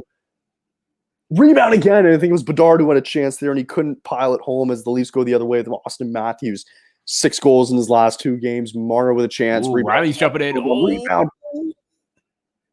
He just got the side of the net. Wide as Matthews still has it behind the net. Marner in front trying to find, I think it's Bertuzzi, and he couldn't. Yeah, he couldn't corral that. Puck goes down the other way. By no means is this game over. It's only 1-0. Oh, no. But you know what? Good response from the big boys. Yeah. Hey, but Sheldon Keefe is sending that message too, right? Yeah. We're down 1, time to get the big boys out. Let's tie this thing up, right? So I like the pressure that they're bringing, and I think the Blackhawks have to be aware of that. Setting up again. They're still in the offensive zone here as Matthews sets up. He goes back to he goes Liljegren. And down the other way. Wow. Bit of a here we go. There. Hey, it's Donnell. Sorry, we were watching the game. Donnell's back. What's going on, man? Blackhawks currently up 1-0 thanks to a goal by Mackenzie and Twizzle. And assisted by, I can't see it there. I think it was definitely Athanasiou and Boris Katchouk. Boris Katchouk. Again, notice how I was talking about like how it's high on Entwistle in his GTHL days. He may not have been like an elite level player, but man, he made an impact, and that goal right there really says it all. All right, so we go into commercial break, and the Blackhawks get on the board first as the first line was unsuccessful with scoring that first goal, which means they have to. But I mean, hey, they were trying to send that message right away. Yeah. Didn't necessarily work out, but you have to like the response that they had out there for them. But give the Blackhawks credit, they kind of held their own. I thought they were going to commercial break, but I guess not because there's still 15 minutes left here in the second. And that's the thing with the Hawks too right now. Can they like maintain leads? Like, can they hold on to it when the pressure mounts? Because it is an inexperienced group. You have a lot more older veterans, players that are like kind of like playing more of a depth role. But you still have a lot of potential right there and experience that can help him in that regard. All right. And I believe it's icing and no icing. I don't know. I missed it. It's 1-0. We're not even 5 minutes into this period. Wow. It feels like 10 minutes have gone by. It does. Already. Yeah. It does, yeah. To update some people again on the scoreboards from around the league, the Red Wings are now up 2-0 against the Blue Jackets. I don't know if any of you fantasy owners have anybody from the Red Wings, but your goal scorers tonight were Shane Gostisbehere and Michael Rasmussen, as play is back on in Toronto. There. Oh, the pressure's mounting right now. All of a sudden, but again, hey, they build up a lot of that pressure, and all of a sudden the Blackhawks can just go back one way, and it only takes one shot, right? Yeah. And it's still worth noting, too, the Blackhawks are out shooting here. Good chance here, though. Tavares with the shot for it. Nylander has it across center ice, and John Tavares just ripped it. Let's go, Johnny Toronto. With Corey Perry on the ice, and Corey Perry shame cam. Nylander So Kyle, I think the scoreboard it may be ahead of us because I did see 1-1, and I try to, and I'm like, okay, I don't know if it's like a glitch or anything, but it is ahead of us. So the scoreboard is ahead. Look, if it's a close game and it's like closer to the end of the third period, maybe we'll leave it off just so we don't spoil ourselves a little bit. I mean, we're already on the same page with the actual broadcast. So. That's all that matters. That's okay. I didn't see it, so that's okay. Great shot by Tavares, top corner. Nylander did have a chance there as he crossed. I didn't mean to say center ice. He crossed the middle of the ice there in the offensive zone, lost it.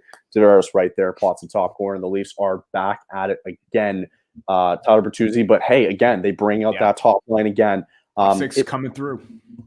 It feels like if your teams right now in the apparently there's some blackout, I guess, going on ESPN. Oh but, no, we're on Sportsnet because we're Canadian. Yeah. And Donnell, yes, this is a Adidas jersey. I will never buy a Fanatics jersey. Sorry, I missed that Donnell one there. As okay, yeah, that's true. I probably wouldn't buy it. Oh yeah, is it all Fanatics now? Yeah, because of the whole deal. They're wearing. Yeah, you pay for quality, and that's. But they're wearing Adidas jerseys still. It's going to come into effect in like another year or so. Oh, so that's why it's playing it out, and then I think. Maybe not next season, but I think maybe the season after that. It's one of the two. That makes sense. Okay, interesting. As a lot of good pressure, though. But I guess I was going to finish up my question to you was, for a lot of the games this season that the Leafs will have where, they either get scored on or they score and they bring out that top line, is it not something where teams really should be aware of and thinking, okay, like if they're going to send out their top unit, and we play our cards right, we kind of have to match that, right? It seems like that's the direction that they're still going into the season where, whether they get down when we're up one, they send out their top line to try to answer. Yeah. Yeah, you again, that's why you have the star players. You have those like key offensive contributors because, oh God, geez. Just give me 1.5. What happened? My battery's at 20%, and I did not realize that. Peter goes, and he dies off camera. Okay, it's okay. It's okay. We're good. And Danelle did want to mention real quick that you were right. Like it is Adidas this season, and next season will be Fanatics. So okay, fair enough. I'm curious to see how that's going to pan out and how many people are pissed off with their quality because it's not great. Oh, I'm not buying another jersey.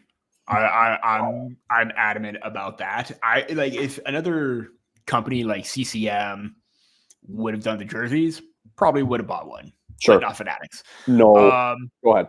About the question about the top players, answering the call. Yeah, I mean, unless you have like a really strong third line that's energetic, that can build momentum, you do that. But you don't know what the Maple Leafs have, and not only that you have like two rookies on your third line. You don't want to put them into that spot where you want them to answer that call just yet. But with the players that you have, and there's all the talk about, the stars needing to respond in the postseason. This is one of those moments that can be a good teaching tool where, you're down, you came back, and you fought back.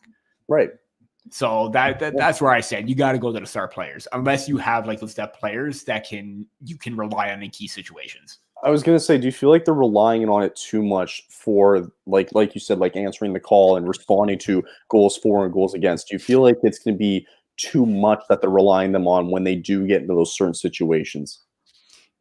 It can. It really can. It's just, and again, it's like how consistently are they able to respond?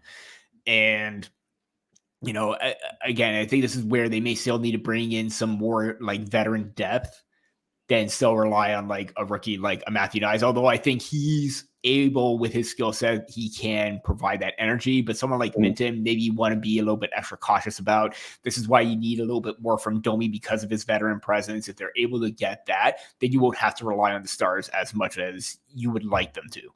Matthew Nyes has been fairly quiet as they're showing now Jimmy Holmstrom, the piano man for the Toronto Maple Leafs.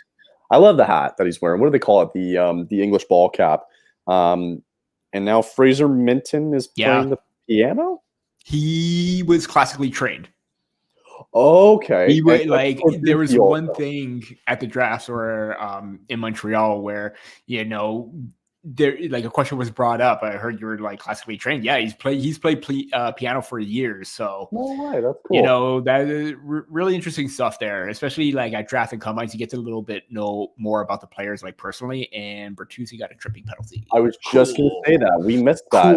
It's intermission. They came back.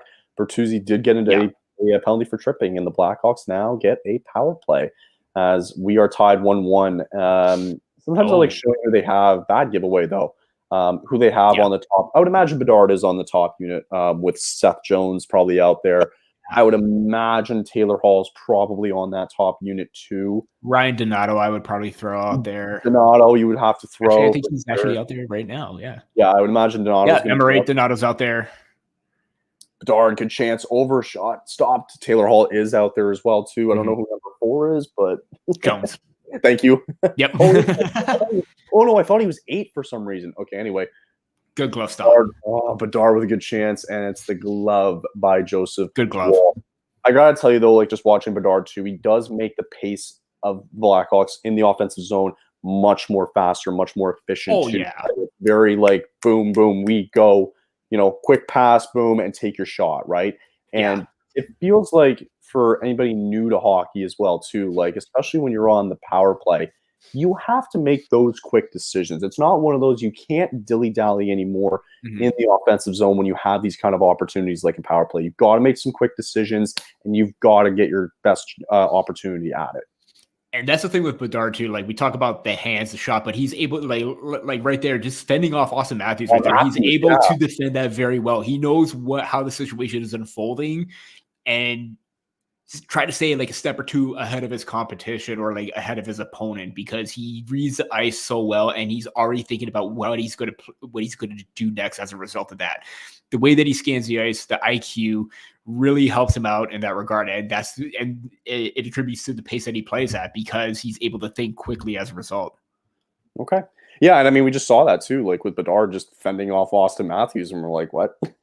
10 seconds left though here in this power play. It seems that they might get an opportunity here. One last chance. Hall, he's going to go back to the point, and he's stopped again by Joseph Woll. Woll is playing very well tonight. He's seen the puck very well as Taylor Radish was stopped on that play. 3 seconds left to go. Did not let a rebound out there, so there we go. My rebound control, theory is still intact. What were our guesses tonight? I think they were like astronomical. I think I said 5-1. I had 6-2, I think. Yeah. Yeah. Well, hey, we're 1-1. Anybody else think what else in the comments? What the prediction might be as it's getting closer to the end? Oh man. RJ with the update. Texas 5, Houston 4. Thank you. Go Texas, despite the whole roof netted door thing. I see. Here's what I'm hoping for. How dare you? I'm hoping for Texas because of Marcus Semien. I'm hoping for. I do not want Houston to get in. Can't stand them. Okay. Fair. I want Texas and Philly, but I want Philly to win because I think Bryce Harper deserves that championship. The Phillies for me are the favorite right now. Yeah, for sure. They're good chance there just off to the side though.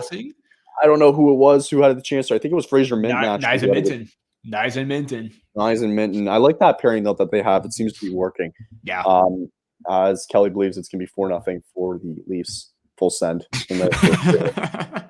Can't really be. Oh, I think they mean like scoring the next 4 goals, so they think it's gonna be like 5-1. Yeah, I think the 4 straight in the third. Got it. That's what I go. Okay, got it. But yeah, to finish your point, I think the Phillies are probably the favorites going to the World Series. I like them a lot. But as us being Blue Jay fans, Marcus Semien, Lourdes Gurriel Jr. is over in the NLCS. You got Moreno is over in the NLCS. I think it'd be beautiful if any one of those teams won. So I agree. I think the Blue Jays just need to suck it. Again, I'm not taking anything they say at face value anymore. I want to see results. That's it. Either you perform well at the start of next season, or it's going to be another long year. This team cannot be trusted.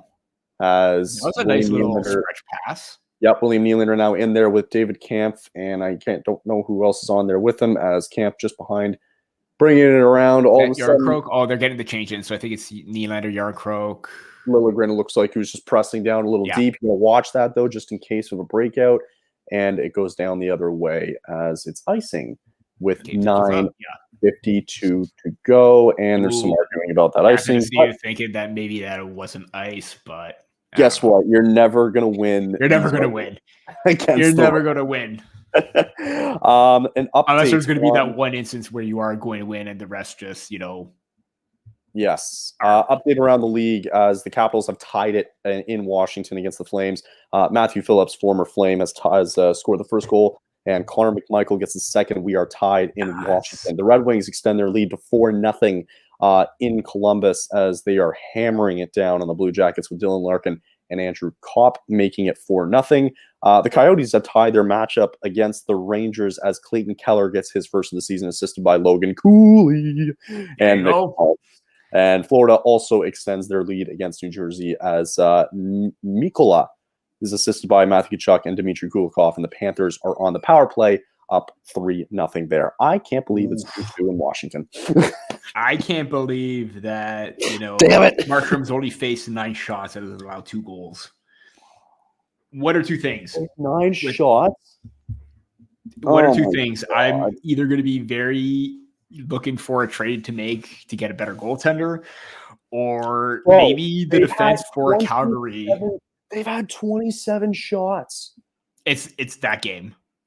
It is definitely that game.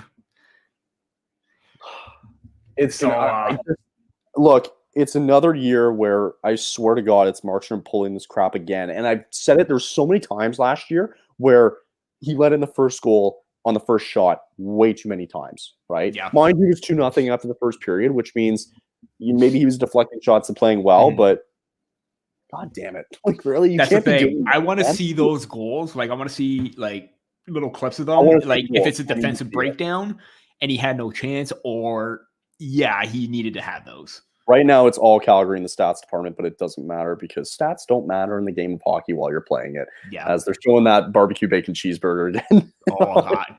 Yeah. I gotta make that my go-to.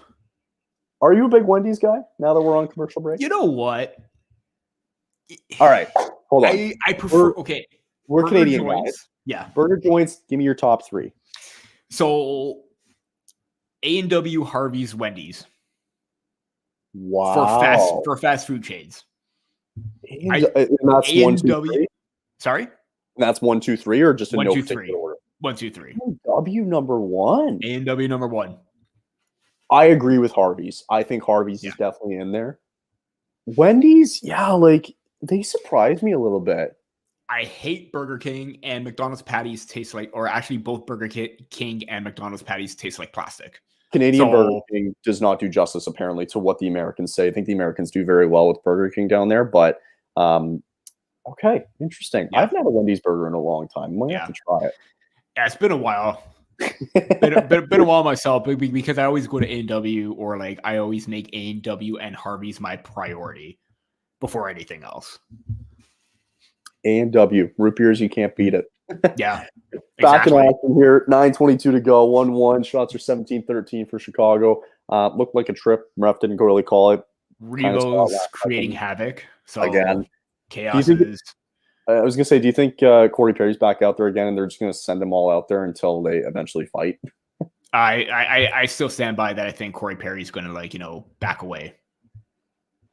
I'm surprised. If what the clip showed, they had that thing going back and forth, and if Reeves is, in Perry's head. I don't think he wants anything to do with that. Well, I mean, yeah, I guess. We'll see.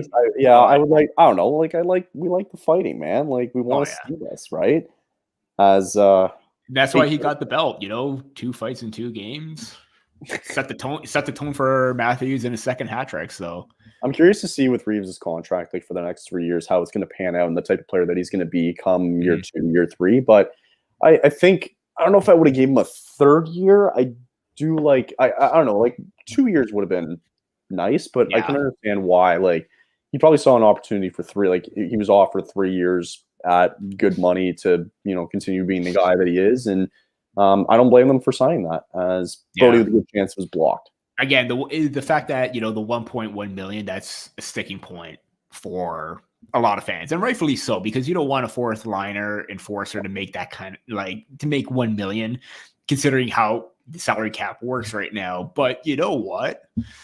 At this point, we have not had a player like Reeves in a long time that's heart and soul, physical, and in your face. Mm-hmm. I still don't like it, but I would probably still do it anyways. It's true. Like, they really haven't had a guy like Ryan Reeves in a long time, right? Like, who's the last guy they've really had to try to replicate that? As full-on enforcer, I think you got to go back to Fraser McLaren, Colton Moore. But then again, those are no offense guys. So I think if you're looking at pure enforcer or physical type of players, like menacing mentality, those are the last 2 that stand out for me. Ty Domi, and they get his brother Max, or no, his son Max. Oh, Klingberg jumping in right there. Good chance there. 32 seconds already in the offensive zone and pressuring here again.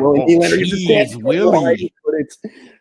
Wow, he just went over the net as Klingberg's going to get a chance here. He passes across ice. Oh, he was looking skyward there. He should have had that. It looked like that was William Nylander getting the shot. That was Nylander. Yeah. On his offside too. Yeah, he's mad. We're going to get another look at that as, never mind. I thought the play was called. Still rolling here, 6 minutes, 52 seconds to go. Good pressure. Good pressure right there. Two goals in the second period so far, as Chicago, Mackenzie Entwistle gets the first goal with Boris Kachuk and Athanasiou, and just missed it wide there was, I don't know who for Chicago, but as I was finishing up what I was saying there, Tavares ended up scoring for the Leafs, as I believe Nylander was one who assisted. Did it say if there was somebody else? Nylander and I think Giordano. Okay. Another former Flame to bury me. Love to see that. Nylander, Gio, yeah. Great. All right. I'd kill to see Bedard score. I'm sorry. You know what? I'm content with Bedard scoring. I just didn't want it to be the first, because we've given up so many first career goals. I mean, Marco Rossi on Saturday, but then again, I kind of felt bad for him because he had his first one taken away too. True. But you know what? It wasn't the first. I came up with the second, third, whatever, but Blackhawks getting a chance here. Bedard shot. Or no, it's not Bedard. Good recovery. What a save. I went off his mask too. So Corey Perry with Nylander going the other way now. He gets an opportunity. That that shook him, and he was still able to recover. And that's what I talk about: Wolves' recovery, and composure. It hit him in the face, but he still managed to stay with it. I'm surprised Perry just didn't bury that, man. Oh my God! As Blackhawks had a good chance, and then the Leafs did. Oh no! Wait, on a breakaway score. Perry all alone. Perry on a breakaway, all by himself. What is he? Who was on defense there? And the Blackhawks go up 2-1 as they pan to Ryan Reeves, and he can't believe it. And the Blackhawks go up 2-1. How the hell did he get all alone? Wow. Corey Perry to this day still maybe haunting Leaf fans for his time being on the Lightning. Maybe not last year, but dating back to Montreal. Who did that? Just snuck back there, and as he points to the crowd, he goes. Mitch tried to slide and block it. Mitch Marner was not back enough, and the other defensemen were not back enough either, as Perry just snipes it left side. They were caught sleeping there. Left side, and the Blackhawks go up 2-1 on a breakaway goal. They were caught snoozing there, and I don't know who was on there, But if anybody had a goal for, if anybody had a bet for Corey Perry to score on a breakaway tonight, nobody would probably take that. No way anybody would have had that. Oh man, as they turned to Ryan Reeves and he went, well, looks like I don't know. Like, you got to see if he's got to respond now, right? Like, he's got to shake him up. And it looks like the Leafs are going to go on the penalty kill again as Ryan Donato goes down, and they will take Uzi off. It looks to be for tripping. High sticking, excuse me, and they're looking to see for blood, and it doesn't look like initially there's blood. I don't think I think it's going to be 2. Oh, you gotta watch your stick, dude. Oh my god. It looked like it hit more visor than anything, but yeah, but still, I'm surprised there wasn't blood as we go to commercial break, and all of a sudden the Blackhawks go up 2-1 with a chance to go up 3-1 when the Blackhawks go on a power play. So, minus funny. Yep. The Maple Leafs look much better defensively in this game than their first 2 games. Yes. Yeah. 100%. But 100%. Costly mistake on the first one where McCabe didn't block that puck properly. Defense was caught snoozing, and Marner tried to dive to keep that play alive. Again, like last year, it's like last year. It's those like little moments or lapses that end up hurting them. That could be what hurts them in this game, and that could be the difference maker. Well. Corey Perry on a breakaway, and the Blackhawks lead 2-1. And you know what? You're right. I think that they definitely performed better defensively tonight. But I wonder. I want to look back at that reel again, the replay where, you know, Marner was coming off the bench. He was a tail behind Perry, but where's your other defenseman in that situation, man? Like, that's why they're there. As all of a sudden the Blackhawks have all the momentum in the world. Really bad penalty, though, if you're Tyler Bertuzzi. Come on, you can't be doing something. Oh, yeah, especially if they have the momentum right now. You're just giving them another opportunity. I think, I think we're in for another good game tonight. I think we got to do these more often now that we're getting really good games. Oh, yeah. A little slow to start the first period, as now they're going to show a highlight reel of Corey Perry, him John back and forth with Ryan Reeves. I'm sorry, Matt Larkin had the best comment to Bertuzzi. Bertuzzi tonight is a casual trail player who comes after and mashes the poke check and stick lift buttons. Minor penalty city. To be fair, I've done that a lot in the past. Oh, who doesn't who hasn't button mashed that? Like, come on. Yeah, for sure. As I still can't believe he went in all alone. Yeah. It's the first of the season for Corey Perry. Can't believe that. Yeah. Oh, that's so funny. All right, so Bedard out there now, and I just want them to show like the guys who are out there on the power play unit for the Blackhawks. As I'm surprised Bedard doesn't take the draw. Is he not supposed to be a centerman for this team, or what's going on? He's a center, but I think it's his offside. Like, he would be more comfortable on the right side as opposed to the left. Right. And Corey Perry is out on the first power play unit for the Chicago Blackhawks. Oh, God. Oh, boy, you better watch out, as the Blackhawks will get a chance to go up 3-1 here on this 2-minute power play. Man. Let's see if Bedard can do something now, eh? Now you can answer the bell. I mean, you need your stick. Don't drop it, but he still doesn't have his stick. There he goes. Seth Jones. I think they have 2 defensemen out there for Chicago right now. Leafs look like they're going to try to get it out, and they do now after a second whack. No, it doesn't get out. Bedard. Chance in front. Foligno. No shot. Still a shot off the post. Bedard with another golden opportunity goes, I think it was deflected and then maybe hit the post or deflected wide. Bedard going in again. What a move by Bedard. Seth Jones in front. Bedard goes between. That might have been a trip on camp there. And it's not. And Bedard is pissed that he has not found the back of the net. Bedard looking like an NHL pro already. He's looking, man, he's had such good opportunities tonight. So many good looks. I'm surprised that, like, I don't know, like, would you not try to keep him out there, though? I mean, they were already out there for like a good minute or so. I guess, yeah. No, fair enough. You gotta rest him a little bit, but I don't know. Like, it feels like you have an opportunity here, and like they were creating really good chances. And I get you only have about you obviously wait for the puck to go down, and then they can bring it back up a little bit. But you're only going to have another 30 to 20 seconds. But then again, you don't want to get trapped for any reason. So I can understand why, but I don't know. Part of me feels like you should have tried to keep them out there if they weren't that tired. As a good chance coming in now, scores. Korchinski. He finds Tyler Johnson. Tyler Johnson, the former. I said Tyler Johnson. I didn't say he would score the first goal, but I did say Johnson. Yeah. Korchinski fed it through to Tyler Johnson in the offensive zone, and the Blackhawks all of a sudden on the power play go up 3-1. Two former Tampa Bay Lightning now make it a 3-1 game. What do we see here? So Korchinski. Oh, what is McCabe doing going so far to that side?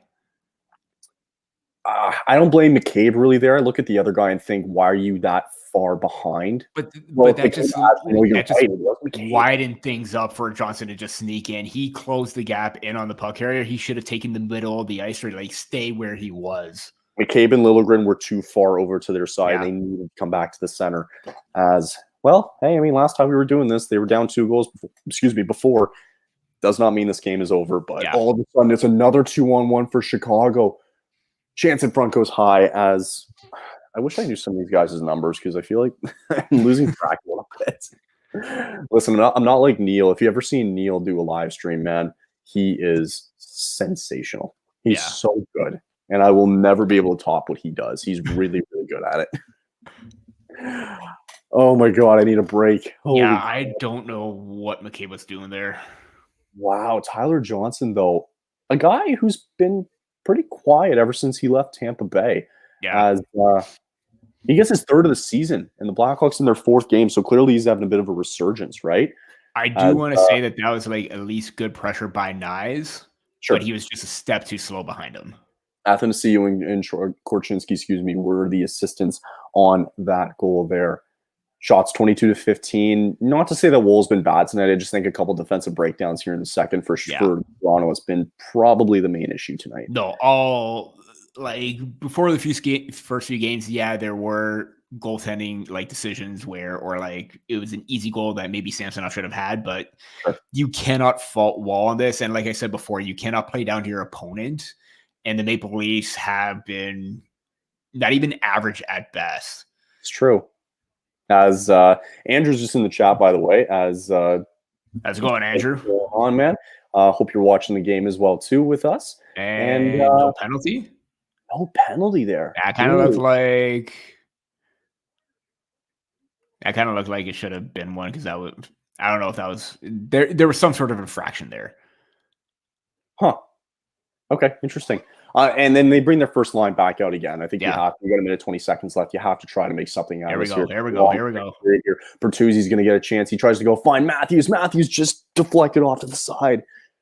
As the ozone time goes back up again, they've been in the zone for 40 seconds. If I'm McCabe, I would not jump into the play right for there. Sure.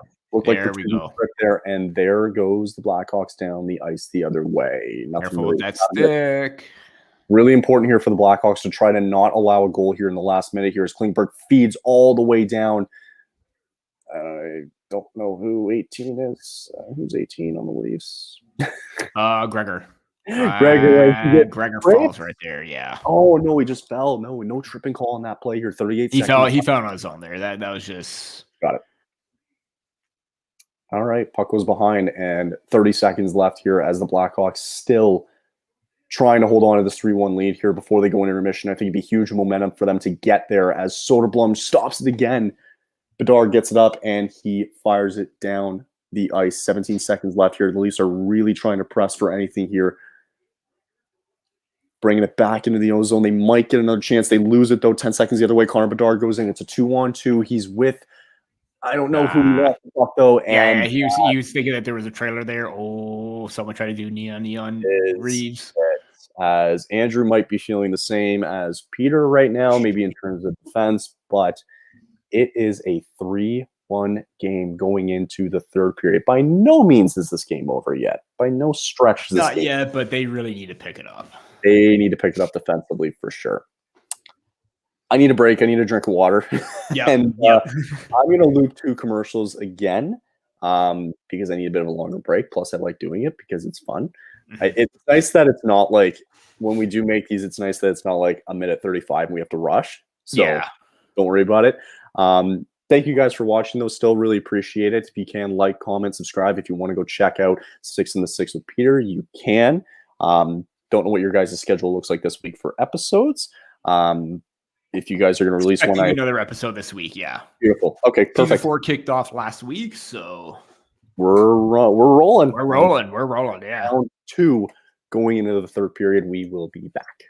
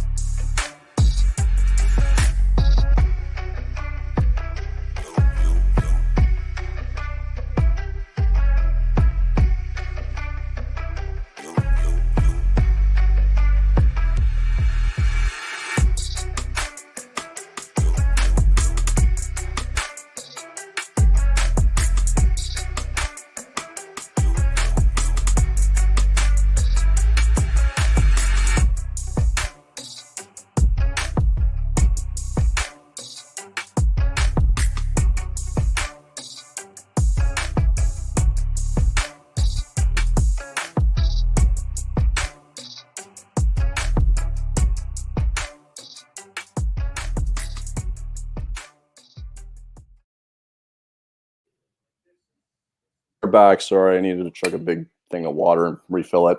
It's a nice water bottle, though. It's a big one. Doesn't fit any cup holders, though, which is unfortunate. Just waiting on Pierre to come back, though. No worries. Andrew and Angus is back as well. Angus, what's going on? It is currently 3-1 for the Chicago Blackhawks as goals by Corey Carey and Tyler Johnson. And Peter is back, I'm assuming, from a bathroom break. And we are ready to rumble for what should be a good third period. Before we get into some of the comments real quick, which I feel like we should because we've gotten a lot recently, I do want to update people just around the league what's going on. It's still 2-2 in Washington for the Flames and the Capitals. The Red Wings are at the end of 2, up 4-0 on Columbus. It is 3-1 here currently in this game. 1-1 at the end of 2 between the Coyotes and the Rangers. And the Panthers at the end of the second are now still up 3-0 over the New Jersey Devils. As we get into the comments a little bit, and I know Andrew asked this before the break, and I feel like we should just talk about it for a quick second, but our quick thoughts on Connor Bedard so far. I think he's had a good game so far, despite him not burying one. I think he's had a lot of really good looks. Joseph Wool's just been seeing the puck go really well. Those are just my kind of quick thoughts on Bedard. Peter.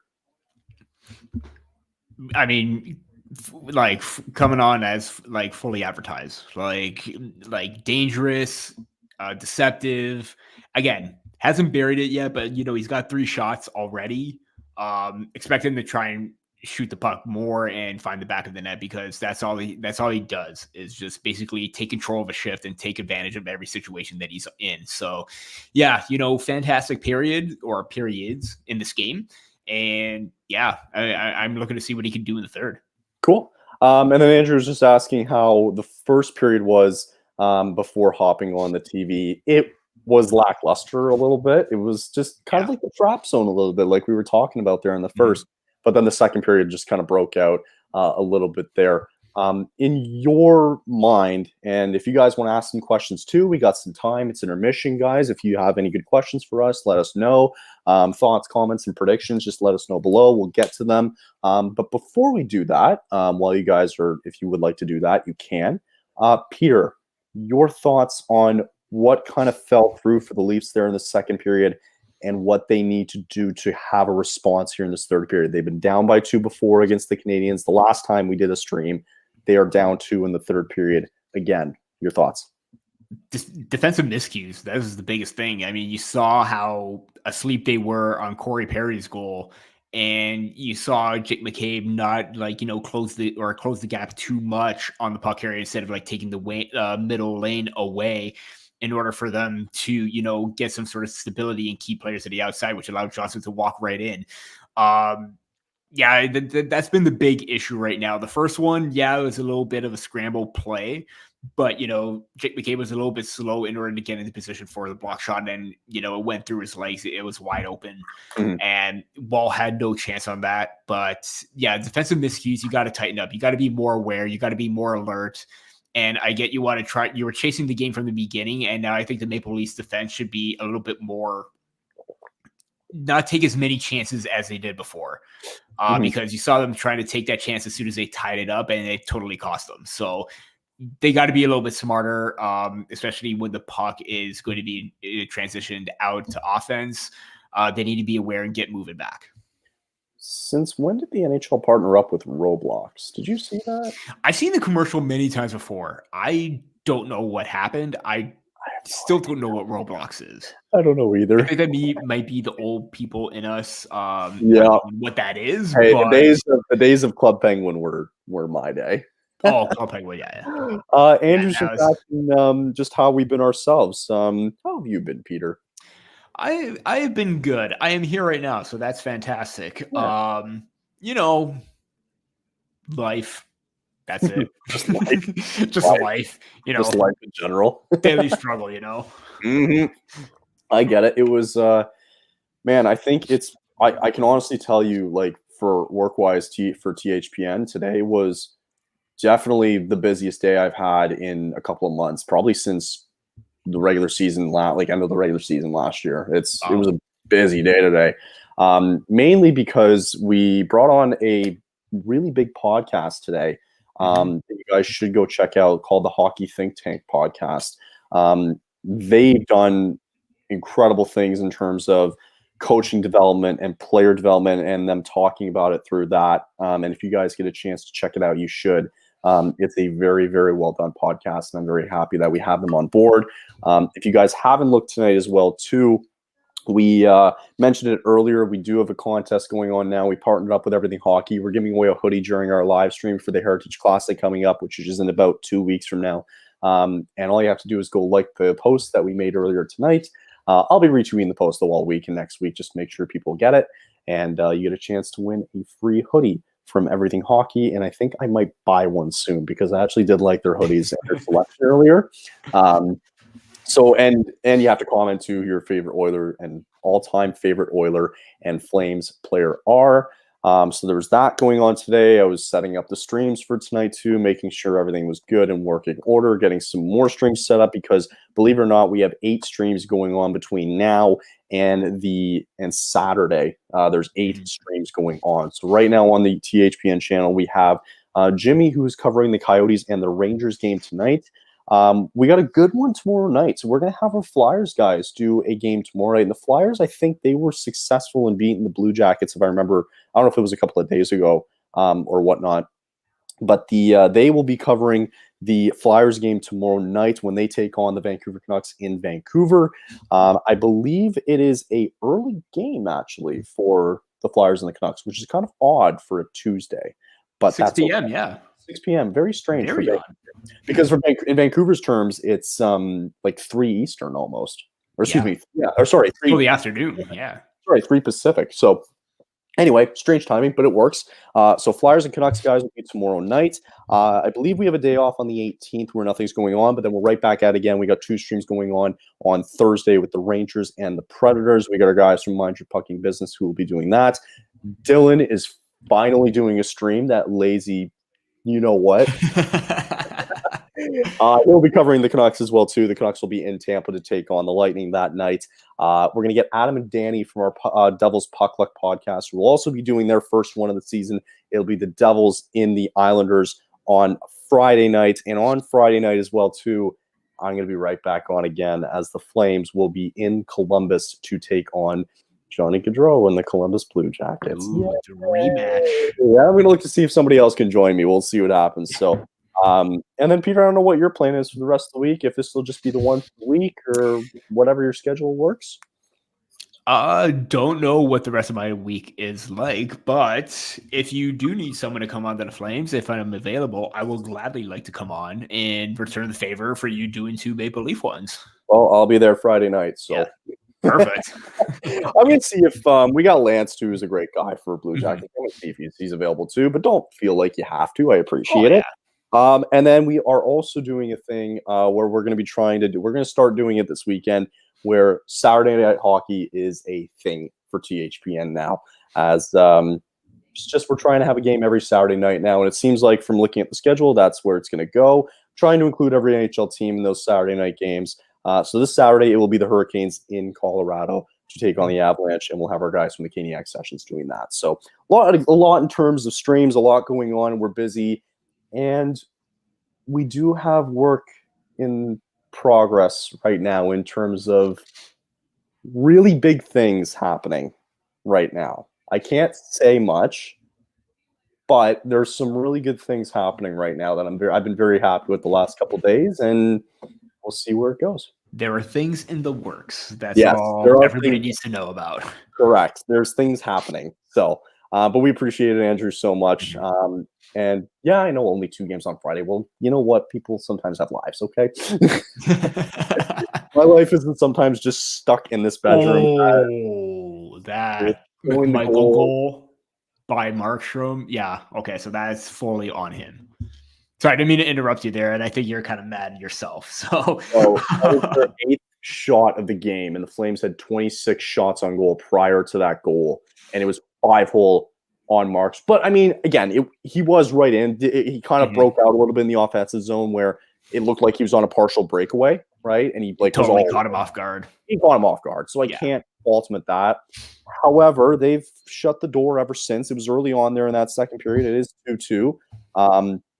But you got to expect this third period to turn around a little bit. And for those of you who don't know, Matthew Phillips, we lost him because he was in our farm system for the longest time. He goes to Washington, and I think he's going to be very good for that team, and I hope nothing but the best for him. As is it true, Peter, that the Phillies are up 4-0 right now on the Diamondbacks? If they are. Can you confirm this? Possibly? Confirmed. Oh, I can confirm 4-0 in the bottom of the third. Yep. Phillies ambush Gallen. Schwarber record leadoff home run. Harper's birthday blast. Kickoff game 1 as the Phillies lead 4-0. Castellanos home run and Bryce Harper single that scored Trey Turner.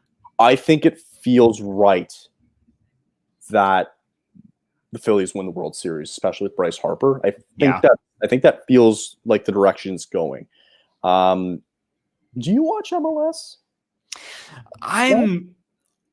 I'm not a big soccer guy. I only watch it for like the international competitions, like Euro World Cups. Yeah. I kind of got into it a little bit. Yeah. League play, I'm not that high on it. MLS, Premier League, sure, Italian Bundesliga. Listen, we're from the Toronto area. Have you been to a TFC game?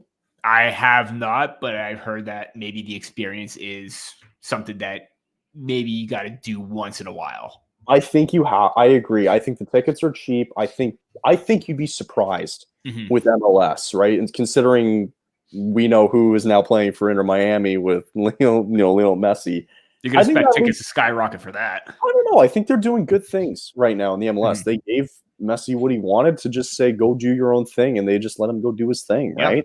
So I don't know. I think it'd be good. It could be a good league in a couple of years. And I know I'm so happy that Dylan's finally getting back on to do a stream, man.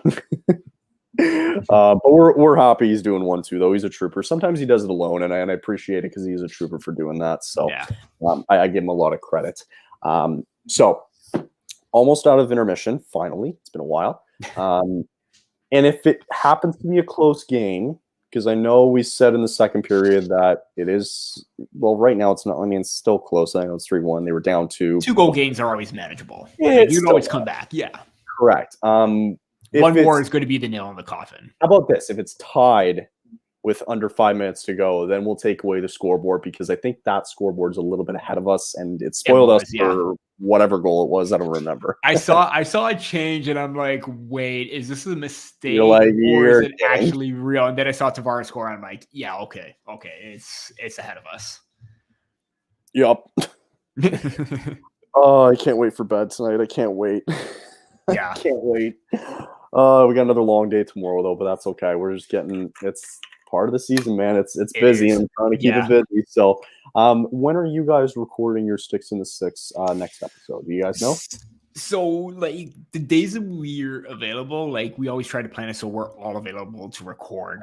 Don't know when, but we always try to anticipate maybe like a Wednesday kind of thing. They usually midweek is when we try to aim for when we record our podcast in terms of like timing and scheduling and all that. Okay. All right.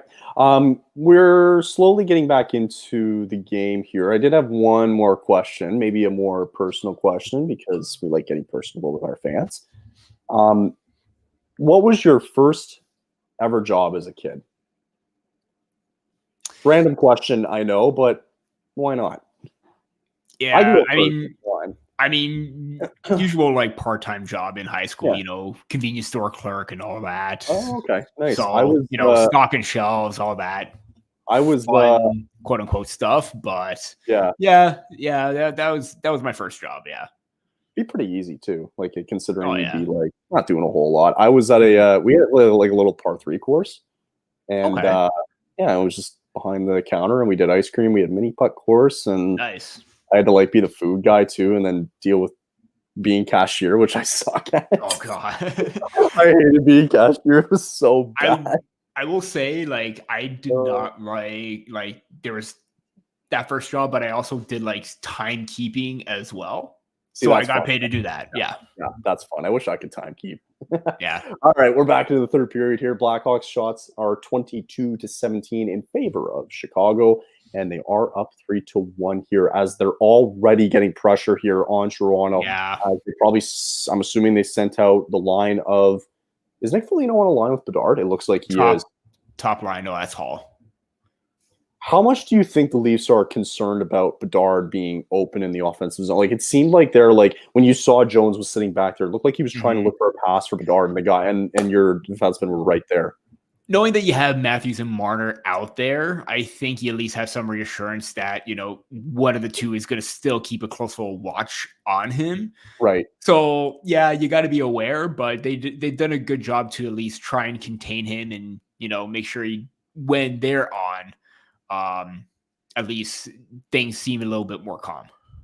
Okay. Interesting. Yeah. Like it just seems like, I know you obviously don't want to like tie up one player, like have all your attention on one player, but just seem like they're a little bit like they kind of knew like when Jones had, they're like, you're looking for him. We know where he's going to be on the ice, right? The Leafs had a really good chance there. And you feel like good pressure again, not in position. And all 2-on-2 now. Blackhawks get a chance, and it's Tyler Johnson again. He's a foul. I wish there was more consistency with those breakup plays. You're not seeing any of that tonight. Oh, Nylander loses the handle. That's not you get a free ice cream at that time, Peter. During what? Like when you were a timekeeper or when you were like... As a timekeeper? I mean, you're in a cold rink.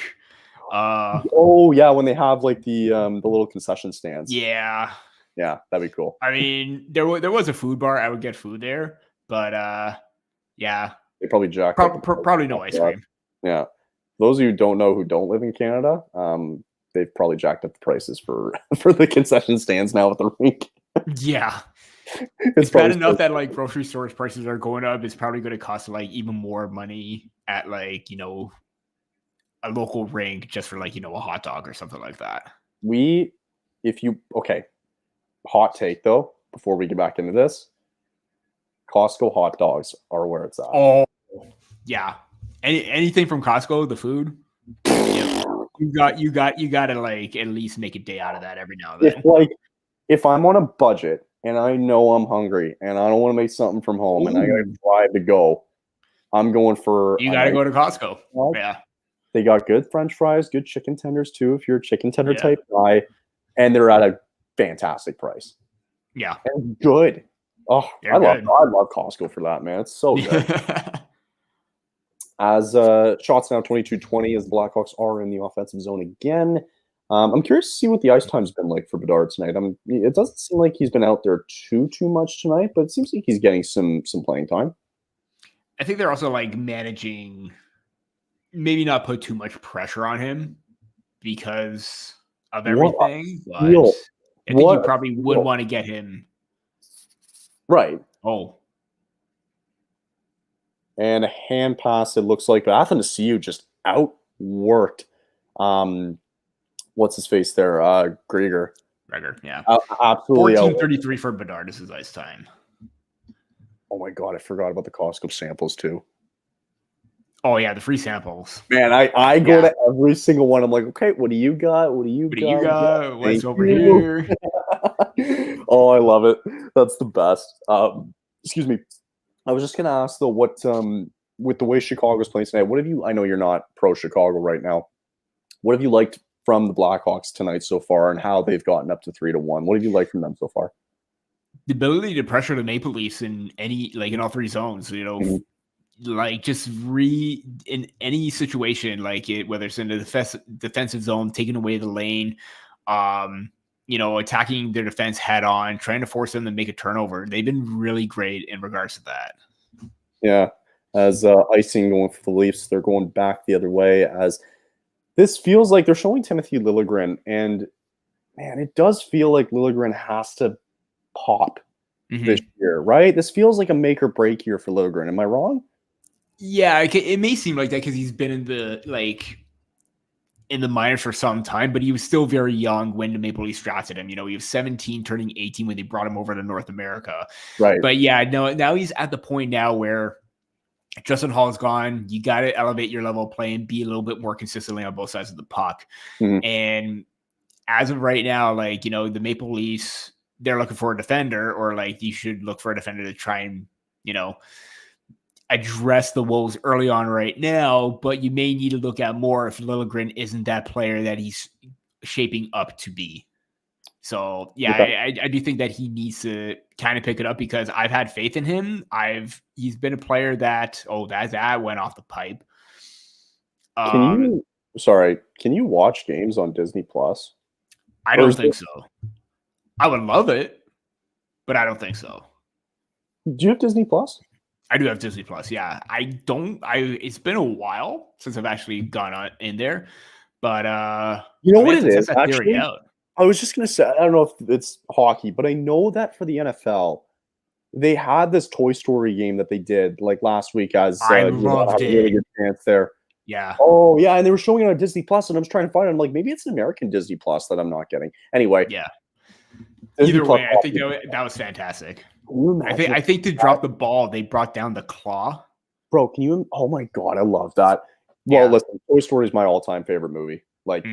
All time. It's my favorite all time. But can you imagine if they did this for hockey?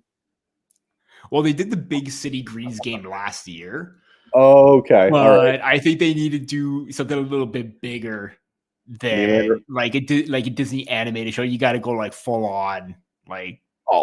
In terms of the production value. You got to do it. As Nylander, I know we were a little past it though. Nylander almost broke out And then the Blackhawks have had some good chances there. Athanasiou just seems to be all over the puck tonight.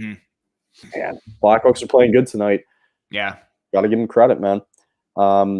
Ooh, that sucks. Football news. I don't know if you follow the Oh, NFL? it was a Matthews tip and it went off the bar. Man, I give Soderblom. Or was that Bertuzzi? I think it was Bertuzzi. They showed him. I think it was Bertuzzi. Yeah. Game of inches. For those of you who are NFL fans, Anthony Richardson is likely out for the year for the Indianapolis Colts. He's toast. That is rough. As Chicago wins the draw. They haven't won a lot of draws tonight, but they've been playing good as of late in this game. Another good chance on Joseph Woll, and he is stopped as Mark-Edward Vlasic? Not Mark-Edward, different Vlasic. Thank you. I was like, what? Yeah, with his contract, there's no way that he could get moved out of San Jose. Doesn't make a whole lot of sense. Can't remember the first name, but it is a different Vlasic. Yeah. Angus, man, I probably watched Toy Story too many times than I'd like to admit. Every single one. Apparently, they're making a fifth movie. I think they just got to stop. No, they don't. Honestly, I think it should have just stopped after Toy Story 3.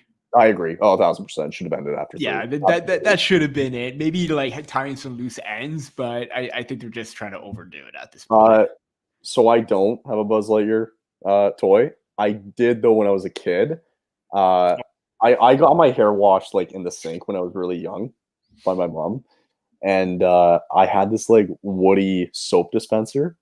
Oh, that was kind of freaky looking, and like it like put me in my eyes a little bit. Oh God, that was the extent. But for me showing how old I am a little bit is that I still have VCR movies from Disney movies. Yeah, I got a full bin of like Disney movies downstairs in my basement still. What's irrelevant, but still got the VHS tapes. That's okay. What's your most popular VCR tape that you have? Like one that I've watched a lot. Sure. I mean, I'm not gonna lie. Like my favorite Disney movie was 101 Dalmatians. Oh, good movie. A mix of that and Alice in Wonderland, and my sister, her go-to favorite is Beauty and the Beast. So yeah. Nice. And not only that, the remake of Beauty and the Beast has been the best Disney remake ever. They are now in commercial. A little bit of a juggling of the puck there, but Soderblom had it. It's interesting that you brought up that Toy Story like soap thing, because I think I remember that. But I remember as a kid, I was in the hospital because I had to get my tonsils removed, and not fun. But because of everything, because I was like a little kid, 7, 8-year-old, like I was scared out of my mind going in. For sure. So parents at the end got me both Woody and Buzz, the actual toys, as the whole thing. I'm like, yo, awesome. that is the one memory I remember as a result, especially with Toy Story, because those are two of my favorite toys that I did not let go. I don't blame you. I probably wouldn't have done the same. I would probably still have it to this day. Yeah. Nice.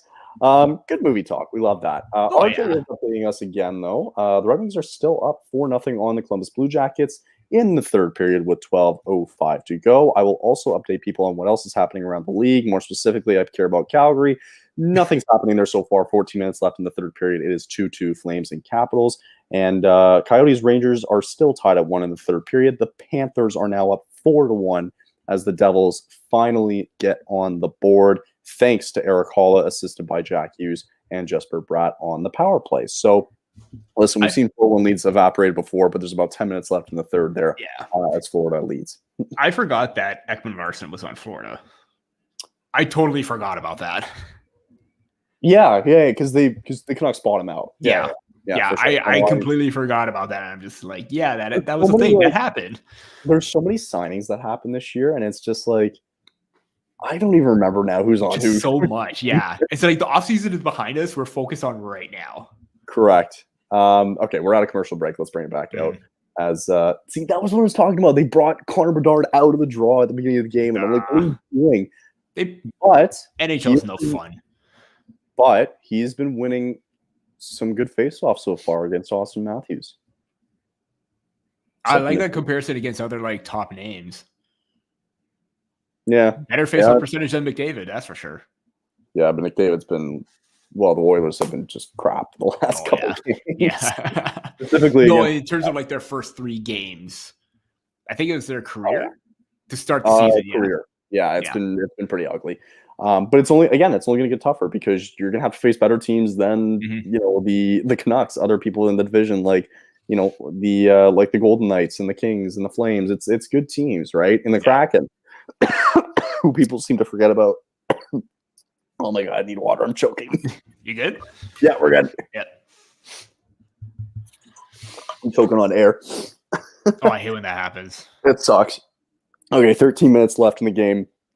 Shots are a little bit closer now, 25-23, as Morgan Riley's going to get a chance to come in here. 13 minutes, man. You got to think that they pulled the goalie. They do their thing last time where we saw they were down 5-3-2. Pulled the goalie twice, worked out in their favor. It did, and they're going to probably pull him again with, 5-4 minutes they're trying to force too many plays up the middle of the ice right now. Yeah. That's probably a penalty shot, isn't it? Penalty shot. No. Okay, just a penalty. Fucking call, as I believe it was Korchinski who had a chance, and the Leafs again on the penalty kill. And this really does feel like they can put the game out of hand here. Klingberg does go to the box. Yeah, see, they're forcing the play up the middle of the ice. There's like 2 or 3 Hawks players there right there, and ultimately cost them. Yeah, it was Lucas Reichel who had a chance to come in here. You mentioned the middle of the ice, man. Like they're forcing too many plays. They had the speed to get around them. They got to do that. So many times up the middle of the ice, right, where it's been crazy. Power play is going to start right now, but real quick, Andrew just asked, who do we want in the World Series? I know Phillies. You said Rangers, Phillies. Yeah, me too. I think the Phillies deserve to win it this year. Rangers, Phillies, that's my matchup of Phillies because I do not want Houston there. I would tend to agree with that. That's my matchup, but I think the Phillies, I would agree. I would want them to win as well. I think they deserve it after the last 2 years that they've had. They deserve it. The runs that they went on to, and they just falling off short last year. Oh, man. Got to feel for them. For a wild card team, too, man. Oh, God. 1:29 to go. Leafs killed they dumped it out. Korchinski out there. I imagine Connor Bedard's out there again. No, they have the second power play unit, it looks like. It's Tyler Johnson's out there. Pressuring again. Canucks, Jesus. Blackhawks are punching their. I don't know. That's when you can tell I'm kind of like, and a chance for the Leafs, and they just missed it wide. As I think it was Liljegren who had a chance. He's out there all of a sudden with Marner as they're trying to get pressure now with 11 minutes to go. You know what threw me off? There was someone with a pink hat there. I thought that was like the goal light. I thought that went in. Can you imagine? Oh man. That was 49 seconds to go. That was the most dangerous chance that they've had since that Bertuzzi deflection. And all of a sudden, it just like the Leafs for a second there, like it looked like they were the ones on the power play for a couple of seconds there as they dump it back in, and they're still putting pressure. It's a power kill as the Leafs are still putting pressure on him, and he covers up, loses the puck though, and almost had a chance as the Blackhawks need to regroup as they have not made this much of a power play to start. I think there was a lot of hesitation with putting Matthews out there, but he's made for the penalty kill, especially when he's in tight like that, where he could just dangle and kill time. Correct. That goes in his favor right there. And especially if he's able to get more points, like, more goals, that'll be huge. For sure.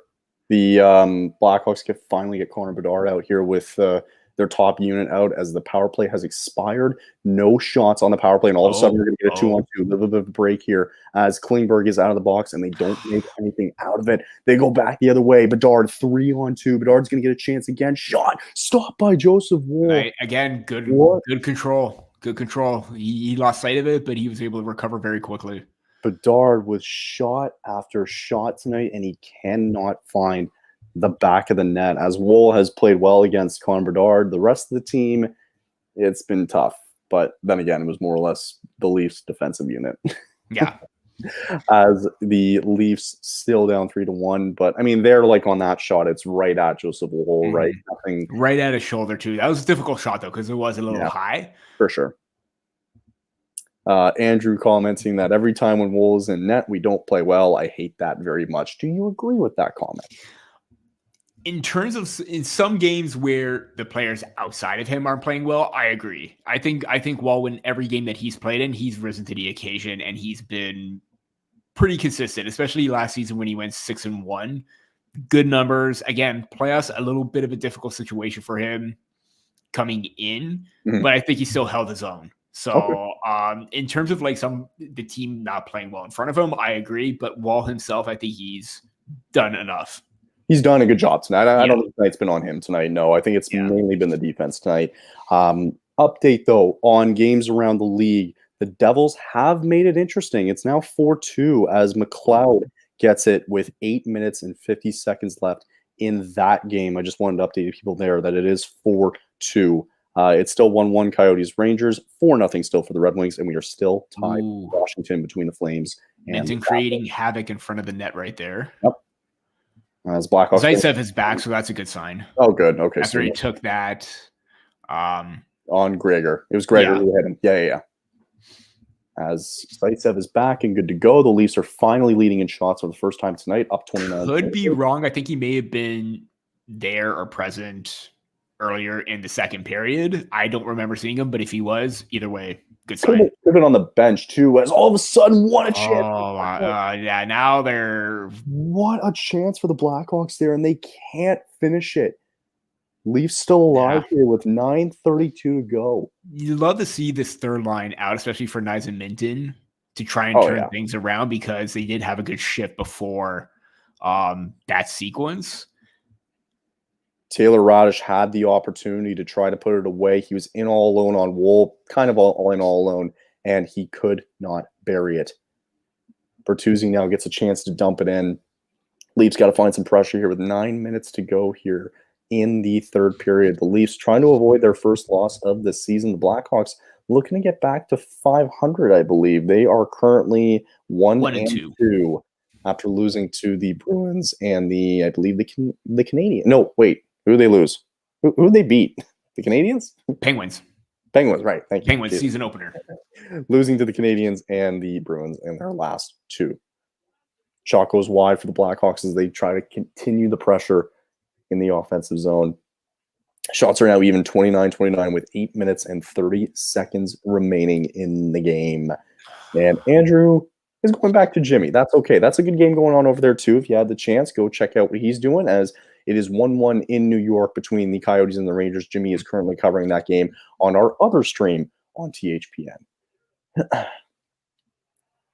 8:09 to go, and the Blackhawks are getting... Oh, they are getting a penalty.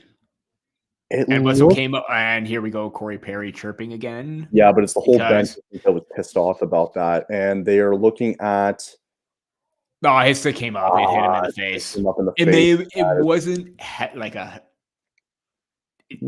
High stick is a high stick. I mean, whether it's a hard one, if it's light, it came up.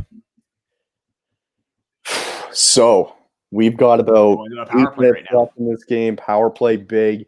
You expect that it's going to be Matthews. You expect that it's going to be Marner. You expect it's going to be William Nylander. I imagine Tavares is probably going to be the one taking the draw, and Morgan Riley back on defense. Or no, Klingberg's going to be on the first. Klingberg's going to be out there, Yeah, so that's what we're going to expect here as the Leafs try to pull within one. And look, if they find a way to do it on this power play here, then you have more reason to, pull the goalie a little bit earlier and take advantage of that, especially if you had that pressure going. Or maybe later, you mean, just because, now a little bit later on, now that you're only down by one, you can still attack 5-on-5, put a little bit more pressure on them. And apparently, is Jimmy done? Jimmy's done for the night, but he'll be back later if this week or next week. Maybe he had to go off early because I know he has to work early in the morning, so I get it. That's okay. But anyway, we'll still update you guys though on the Coyotes and the Rangers for those of you who were watching that game. The Rangers actually did just score. They are up 2-1 now with 9 minutes to go. Artemi Panarin with the power play goal, and Mika Zibanejad and Adam Fox assisted it. So the Rangers are now up 2-1, and nothing else has changed from around the league. But Andrew, in case you missed it, the Leafs are now on the power play with 8 minutes to go. They're just in a commercial break right now. And, this is not over yet. The Leafs can get a chance on the power play to try and make it a one-goal game. Yeah. The movement has got to be on point. They got to be in command from the very beginning of that faceoff, because if they don't, then they squander this opportunity. That could be the game right there. That, again, I think if it falls through, the game ended with, both the Perry and Johnson goals back to back. And Tom Bedard, Connor Bedard's dad, is losing his mind because he cannot believe that he has not scored yet. Yeah. In this game, as here we go, Leafs on the power play here with a chance to get within one, as it is the line is now William Nylander, Klingberg, Matthews, Tavares, and Marner all out there trying to get something going. And the Blackhawks look to get it down, and they cannot get it out. Klingberg at the point, just playing with it at the point. Nice little block there. I don't really see who that was, but the puck is now out. At least you don't need Marner to do a drop pass because he has the puck. You got it. As Andrew's that was bad. For Sportsnet. And yes, as Foligno is a little bit shaken up after that block. He's got a smile on his face. So he's fine. Walk it off. You're fine. 1:13 to go in the power play here as the Blackhawks continue to pressure a little bit in the neutral zone. They can't. Stop with these drop passes. You're at the blue line. There's no point to do a drop pass. You're down 2 to drop it back to your own blue line. Spitting facts, Peter. I hate the drop pass, especially when you're inches away from getting in. At least just establish the attack right there. Wait for them to come in. Nice. Well, you got another diehard Leaf fan who might agree with you as well, too. So here you go. Okay, we got 39 seconds left in the power play here as they're still setting up here. They're going to go again, sticks in the lane. Sticks in the lane. Yeah, you gotta avoid that, man. It's not the best pass in the world. And blind pass right there. Kind of, yeah. Nothing there. 19 seconds left. Blackhawks are doing really well on the power play, on the penalty kill here. They have killed Matthews' chance, and Tavares on it on a one-timer. He whiffs it, and and this penalty is over. The Blackhawks are still 100%. I know they won't show the stat, but I believe they are still 100%. 0 shots. Yeah, that's disappointing. You can't have that, man. A golden opportunity to try to go within one, and you can't find a way to put it in the back of the net. And all of a sudden, that top line now goes off. 5:54 to go, and the Blackhawks still lead 3-1. Yikes! Yeah. That probably does it right there. And you know what? You're not going to win them all. No, Chicago is a little bit more balanced and a little bit more competitive, but again, costly mistakes end up killing the Maple Leafs' momentum or any sort of ones that they had after that Tavares goal. And bouncing pucks. They get a chance here, a little bit of a break here. Again, they're like, where are you passing it to, Matt? Gregor, not Gregor. Looked like it was not nice. Who's 11? Domi, thank you. That was Max. That's why I was just like, there was no need to pass it to. You got to know when to shoot, right? Yeah. Even if it's just like a little feather shot, like get it on net, like create a rebound, especially if you're that in close. Oh, absolutely. Well, hey, listen, I mean, we talked about earlier in the night, we thought that it was going to be all Leafs tonight, but the Blackhawks have done really well controlling the middle of the ice, making sure that they get through the Leafs D-man right up the middle. And, they had a game plan coming in, and they've executed it really well so far, as the Leafs still try to find their way back into this with 4:41 to go. Good feed by Nyes, though. It was a good chance, yeah.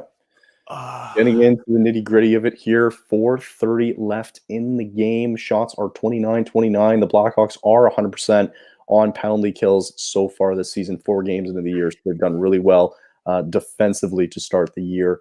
And maybe that says a lot about this team. Maybe that's kind of their identity going into the season a little bit further, is that, hey, maybe we're not so flashy with trying to score the goals because, we don't have a lot of the top guys so far this season, even though you have Connor Bedard, and we'll see how well he can do, how he can translate that into the season. But having said that, maybe their identity a little bit is, hey, we're going to play some really good defense, and you're going to make it tough to score on us. Yeah. No, definitely. And you know what? They're gonna be that team that's not going to be easy to go up against right now, if that is the case. Because you know what? New season, there was probably like a little bit of like, not necessarily controversy, but like a lot of like drama in regards to the whole Patrick Kane situation with the trade and everything like that. A lot of that was looming over their heads. You knew that moment was going to come when they were going to be gone. This is like a new era, and now it seems like they're going to be the same mentality that won them 2 championships, but new players, new faces, just a little bit more intensity. You got it. Yeah, no, I agree. I think they've kind of been building that though over the last 2 years, and that's why you finish low in the standings, you get some good draft picks, you get Connor Bedard, which helps a lot, right? Yeah. And maybe that's the identity that we're going to see from this team this season, is that we're going to make it really tough on you to score some goals, and they're going to try to rely on their goaltenders to stand out a little bit. And maybe this says something about Soderblom, even though it's one really good game against the Leafs so far. He stopped 28 of 29 shots on the Leafs. Maybe it says something about him going further into the season that, hey, maybe we can put a little bit more trust into you as the season progresses. Definitely. And like I said before, like he does not have the best record overall in his career. And doesn't mean he can't turn it around though, right? Exactly. But again, like I said, usually in those games where, a goalie that's like very cold coming in has the breakout performance or like a strong game, and he's having that right now against the Maple Leafs. But then again, getting help from his teammates as well, with the shot blocks, with the breakups, and with the basically key opportunities for them taking advantage of them. For sure. All right, so we're back to action now. 4 minutes to go in the third period. The Blackhawks still lead 3-1 in this game, and it's not looking good, Peter. Yeah. This feels it's got that different feeling than what we had last week when they were playing Montreal, right? Like it wasn't, I don't know, just it just didn't feel like they were, I don't know, like it doesn't feel like tonight that they're applying pressure, but like, and now Wool goes to the bench, but something just seems different tonight compared to last week when they were down 2. Yeah, and even like there was that fight and pushback against the Minnesota Wild too, where they got the lead, they kind of lost their footing, but they were able to maintain it and come back and still put the pressure on. See that in spurts here, but then again, it's the Hawk players, getting into the middle, disrupting plays, and just being a little bit more engaged with everything than the Maple Leafs, because it looks like they're still trying to do like the, a little bit cute setups and everything like that.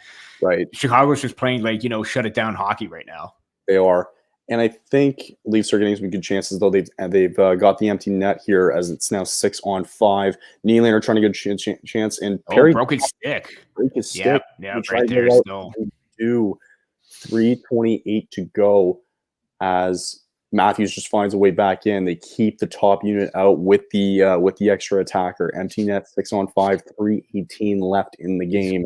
Matthews is in his spot right now. 9. The Leafs have not had a shot on goal since the start of that power play. Great chance. What a save. How does that? Oh my goodness, what a save. Tavares had a chance at the side of the net, and he cannot bury it with 3:05 to go. We'll get another look here as Marner and Tavares both sitting in front of the net. Marner, what a save. That's got him in like the wrist of the glove. Bouncing puck. Bouncing puck too, but that was it. What a save by Soderblom. Wow, he is standing on his head now with 3:05 to go. They continue to keep their top unit out with 3:04, and he just pokes it away down the ice. And I think this is going to be icing, and it's coming back with 2:57 to go. Good scenario here for the Leafs, though, because now you've got some guys who are tired. They can't change. Might be a time for a timeout for Chicago. Maybe you're trying. But also, like, the Maple Leafs had like a good minute of chances there too. They might feel some fatigue. Yeah, so I'm surprised maybe not one of them would call a timeout, but the play will continue here on the face-off here. Leafs do win the draw, and they keep it in. Trying to keep it behind the net a little bit of a battle. Blackhawks trying to clear it. They cannot. Goes back to the point. Leafs keep it in. Time still going down. 2:40 to go in the third. Leafs need 2 here to tie this game late. Tavares behind the net, trying to make something out of it, trying to throw it in front, not going anywhere here, really shutting it down at the Blackhawks in front of the net. Klingberg over tip just almost unplugged my speaker there. Matthews was complaining about a call there. I think they could have been a cross check. Should have been Nylander in front. Matthews, he can't finish it. No. 2:12 to go. Klingberg, another chance. Glove. Yeah, I saw that easily. Soderblom, he has been unbelievable in this last minute and a half. Yeah. And he stood tall on his head right there. Continue to keep. Yeah, I mean, that's a cross check right there. You got to call that. It's true. I think that's why he was kind of looking at him there, right? And he might look at him at the end. Nothing there, though. Yeah. 2:08 to go. They do not call. I mean, Murphy fully extended his arms right there. That's something that you got to call. But then again, they're thinking that it's already 6-on-5. Why go 6-on-4? But you know what? That's a penalty. Like, we do have an update from New Jersey. It is now 4-3 Florida. All of a sudden, the Devils climbing back into it with a minute to go. They're probably going to pull the goaltender as well. That is the only change around the league when it comes to Bratt. As Jesper Bratt has now made it a 1-goal game, and they are very close to tying this thing up with a minute 05 to go. We'll see if they can tie it late in that one over there. 2:24 over in Washington, as the Flames and the Capitals are still tied at 2. Red Wings have just finished their game. They are winners tonight over the Blue Jackets. They win 4-0. The Rangers looking to hold their lead. They're up 2-1 over the Coyotes, as there was a timeout. We are waiting for them to come back. I think Kelly, being the Devils fan, it looks like, is losing her mind. Andrew also stressing because he does want to Leafs come back. It is still 3-1. Shots are 33-29 now, though, for the Leafs. Tavares, 11 for 15 on the faceoffs tonight. Jason Dickinson, only 3 for 11. So, big win. Looks like Tavares wins that one cleanly. Again, even when they're in tight and they're going for deflections, pucks are like, Matthews, oh my God, are you kidding me? What a chance for Austin Matthews. Fans, it goes wide. 152 here. Tavares, another chance. They can't. Oh my God. Trying to clear it, and they do. Like, he's had like some 4 or 5 alarm saves. Yeah, you got it. In this last 2 minutes, and it's unbelievable how that puck has stayed out. Back in again, though. 132 now to go. Still keeping that top unit. They must be tired at some point. Nylander stays out there. Now they try to set up here. Klingberg at the point, trying to tip it on net again. Again, a lot of they're trying to go for the set plays, and a lot of those deflections are just going wide, and it's just not working at this point. You got to change it up. Like, if it wasn't working the whole time, you got to change that up. 105, 103 to go. Just back down the ice, blocked, and it looks Hall trying to finish it, and he will. Taylor Hall finishes it. Yeah, that's it. Blackhawks up 4-1 with 54 seconds to go. And again, that will do it. Not fully putting the blame on Mitch Marner right there, but it's that little block that you're getting down. Mm-hmm. And as soon as you get up, that puck is already being contended. It's already being battled for. Like, I understand what he's trying to do there, but he's got to be a little bit quicker with the block and be a little bit quicker with the puck as well. Yeah, that's right there. Totally loses the handle on that. Like, somebody's coming there. You got to be a little bit more prepared, or at least it looks try to change like Andrew's telling us they're looking at it. No, are they looking at it? Oh, wait a minute here. Offside, maybe, but then again, maybe is it really worth it? It's going to be. Are you really going to score 2 goals in 1 minute if this does come back? You got it. Yeah. I don't know. Is it offside? Is it? I don't know. I can't tell what it's going to be. Either way, they'll call that goal back, but they won't call a blatant. While they're taking a minute to look at it here, I wanted to ask you, Peter, before the end of the game tonight, is this a formula that a lot of teams are going to take, maybe that Chicago is doing tonight, whenever they have to play the Leafs coming up, saying, hey, they're a little formidable up the middle of the ice. Maybe that's something that we have to take advantage of, and that's something the Leafs have to kind of do a better job of. I mean, it's something that affected them last season too, where they tried to go to the middle and they had no answer for that counter, that counter attack, or that counter that they couldn't change their game plan. And if you take away the middle of the ice, it makes life difficult for them, because then they got to circle the ice. They get more zone time, but it ends up not resulting in any chance. Oh, that's maybe offside by a mile and a half. Offside, but at this point, I don't care. It doesn't matter. Yeah. updating people again around the league. We are going to overtime between Calgary and Washington. The Panthers do hold on to win 4-3 against the New Jersey Devils, and the Rangers are still up 2-1 in their game. Yeah. But yeah, I think teams do have the playbook on the Maple Leafs. It's just up to them to try and force their way to the middle and try and, play with a little bit more intensity to try and break that. Because there were times last year where they tried to force plays in the middle and it did not work. And that's what ended up costing them a loss. Yeah. But then again, defensive miscues and mistakes here really didn't quite help them out in that span of like 3-4 minutes. It is amazing how fast I cleared out. It is amazing. Like, if I'm at I'm sorry. But if I'm at a Leaf game and I'm paying that type of money to be there because we know how expensive it is to go to a Leaf game because I haven't been to one in there 20 years, you're staying to the goddamn end. I'm 100%. 100%. The fact that everyone's leaving the game because they lost, no matter what, I say because of the full experience. So they did call the goal back. It was offside, but now.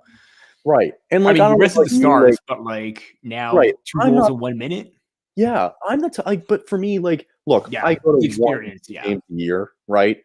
Maybe more now that this THPN thing might be taken off pretty soon.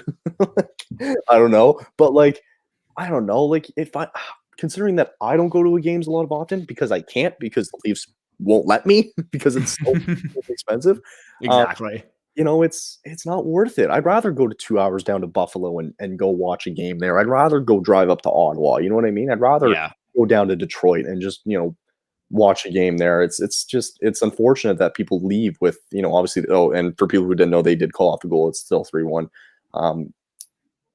But anyway, that was also nothing wrong with good, like, scenic drives and road trips and everything like that. So Leafs trying to do anything here with 45 seconds left to go in the game.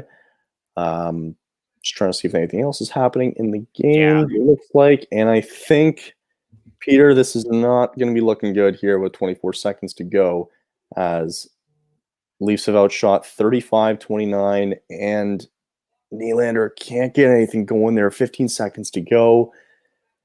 And I think that's it, folks. 10 seconds left. Blackhawks trying to get it out. They don't. One last chance. They score. Yeah, too little, too late. It's going to be William Nylander's first of the season. They just looked up at the clock, too, and I think they can see it's over, yeah. That's the thing, too. Like, even if they got one, like, if they scored one, like, 30 seconds earlier, you're still like, you have half a minute to try and get something going. Exactly. So it was William Nylander there. It was a good shot, though. Give him credit. It was. Full credit, though, to he had a piece of it. He just didn't get all of it. Excuse me. I don't know if it was tipped. Maybe by Matthews, it looked like. I think he was celebrating because I think he tipped it. Yeah, off Matthews. Or Radish, maybe? I don't know who is it 7 goals in 9 periods? I think it's Matthews' goal, it looks like. Okay, so Matthews continues his goal streak. And it is now 3-2 with 6.2 to go. And it looks like they're challenging it now. Oh, my God. Come on. What? It's impossible. This is ridiculous. Come on, like hockey gods don't want me to go to bed. Oh my God. Oh my God. Well, we're gonna find out what they're challenging here. If this is just revenge on that offside goal, like, oh my God, like, that's kind of petty. Oh, is it worth? That's offside. Oh, that is offside. Yeah, that's offside. Yeah, that'll be quick. Again. At what cost? You're still up 1. No, but I know, but I'm still challenging that. No, for sure. If there's they still gotta do it, but again, no, you have to. Like, same with the Maple Leafs, you still got to challenge it. But at what point is it worth it or not? If there was 0.2 seconds on the clock, I probably won't challenge it. Right? I mean, but even then, 6 seconds, it's impossible because they got to get set up, and chances are that's not going to happen. You don't know, right? Blackhawks win the draw, goes back to their D-man, he fumbles it, they take it and go. I mean, that is true. It's like a 1 in 1 million kind of chance. That's really your only hope. Yeah, right? It's getting called back. I just looked at the scoreboard here. Yeah, okay, it's going to get called back. It's going to call back. Yeah, right call, but again, you still got the... No, it's the right call. Now it's official. 6 seconds left. They'll call it back. They'll probably have the draw in the offensive zone. And that'll be it for tonight, I think, Peter. As I think we can... do you want to... No, everybody else left early. We got 6 seconds left. Come on. Wait, they put it up to 51 seconds now? What are they doing? Wait, hold on. What are they doing? No, because what happened was that was when the entry happened. That's when the entry happens. So they were in the zone for a full minute. But see, here's the thing. Now you have another chance for them to set up, get another goal, possibly, or two. Instead of being at 6 seconds and being away from victory. This is friggin' ridiculous. My God damn it. I don't understand that. I don't either. They have to go all the way back to 51 seconds now? Because that was when the play should have been blown dead, yeah. And that's the thing with the offside rules, because now the game could have been over. This is ridiculous. This better go all the way down to 0 now. 23 seconds. Get another goal right now. Yeah. 6 seconds again. Then it wouldn't have mattered. Matthews, nope. Nothing there, trying anything at this point. But Angus, thank you for coming on. We really appreciate it. We'll see you on the next stream in 2 days from now, I believe. Don't tell me they're calling a penalty. Oh my God, they called a penalty. Are you kidding me? Come on. 12 seconds left here. We might as well just stay to the end of it. Better not be a penalty. Get this over with. Yeah. Yeah, I know. We feel the same. It should. I don't get why they did it, but they did. Again, the game could have been over, and you still probably could have won 32. Exactly. No, I know. It sucks. Oh my God. It looks like the Flames. Now watch Matthews score right here. And it's still going to be 3-2. I was going to say, it looks like the Capitals and the Flames are on their way to a shootout, it looks like.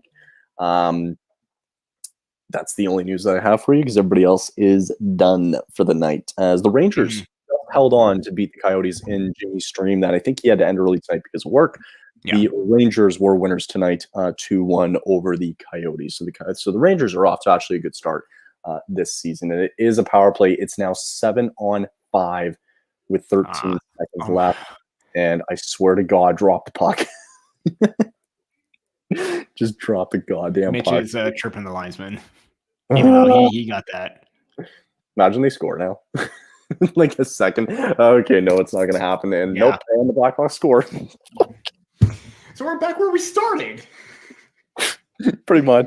Back where we started. But yeah, no, now that's game. Now that's it. I don't care. I just want it to hit 0 now. It's ridiculous. 6 seconds left as the Blackhawks now make it official 4-1. It's been official for the last 5 minutes now. Yeah. Probably.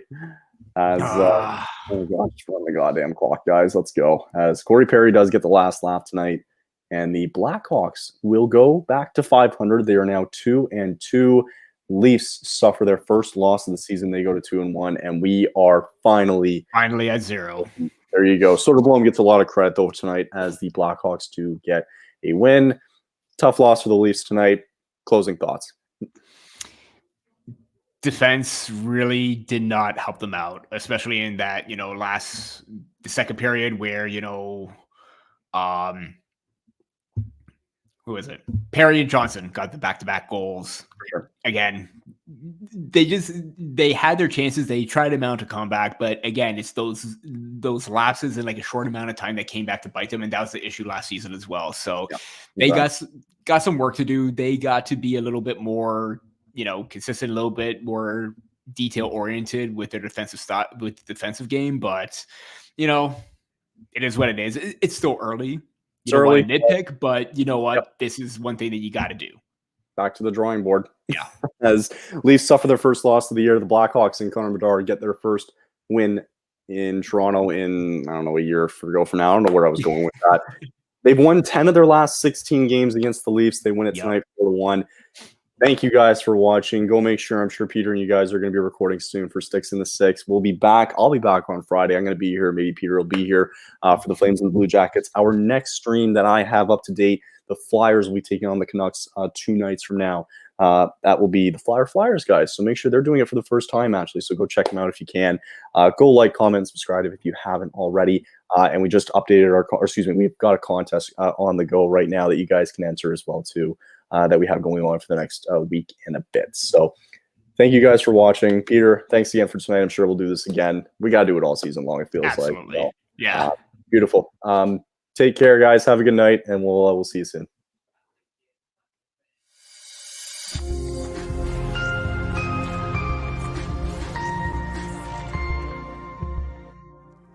Say something.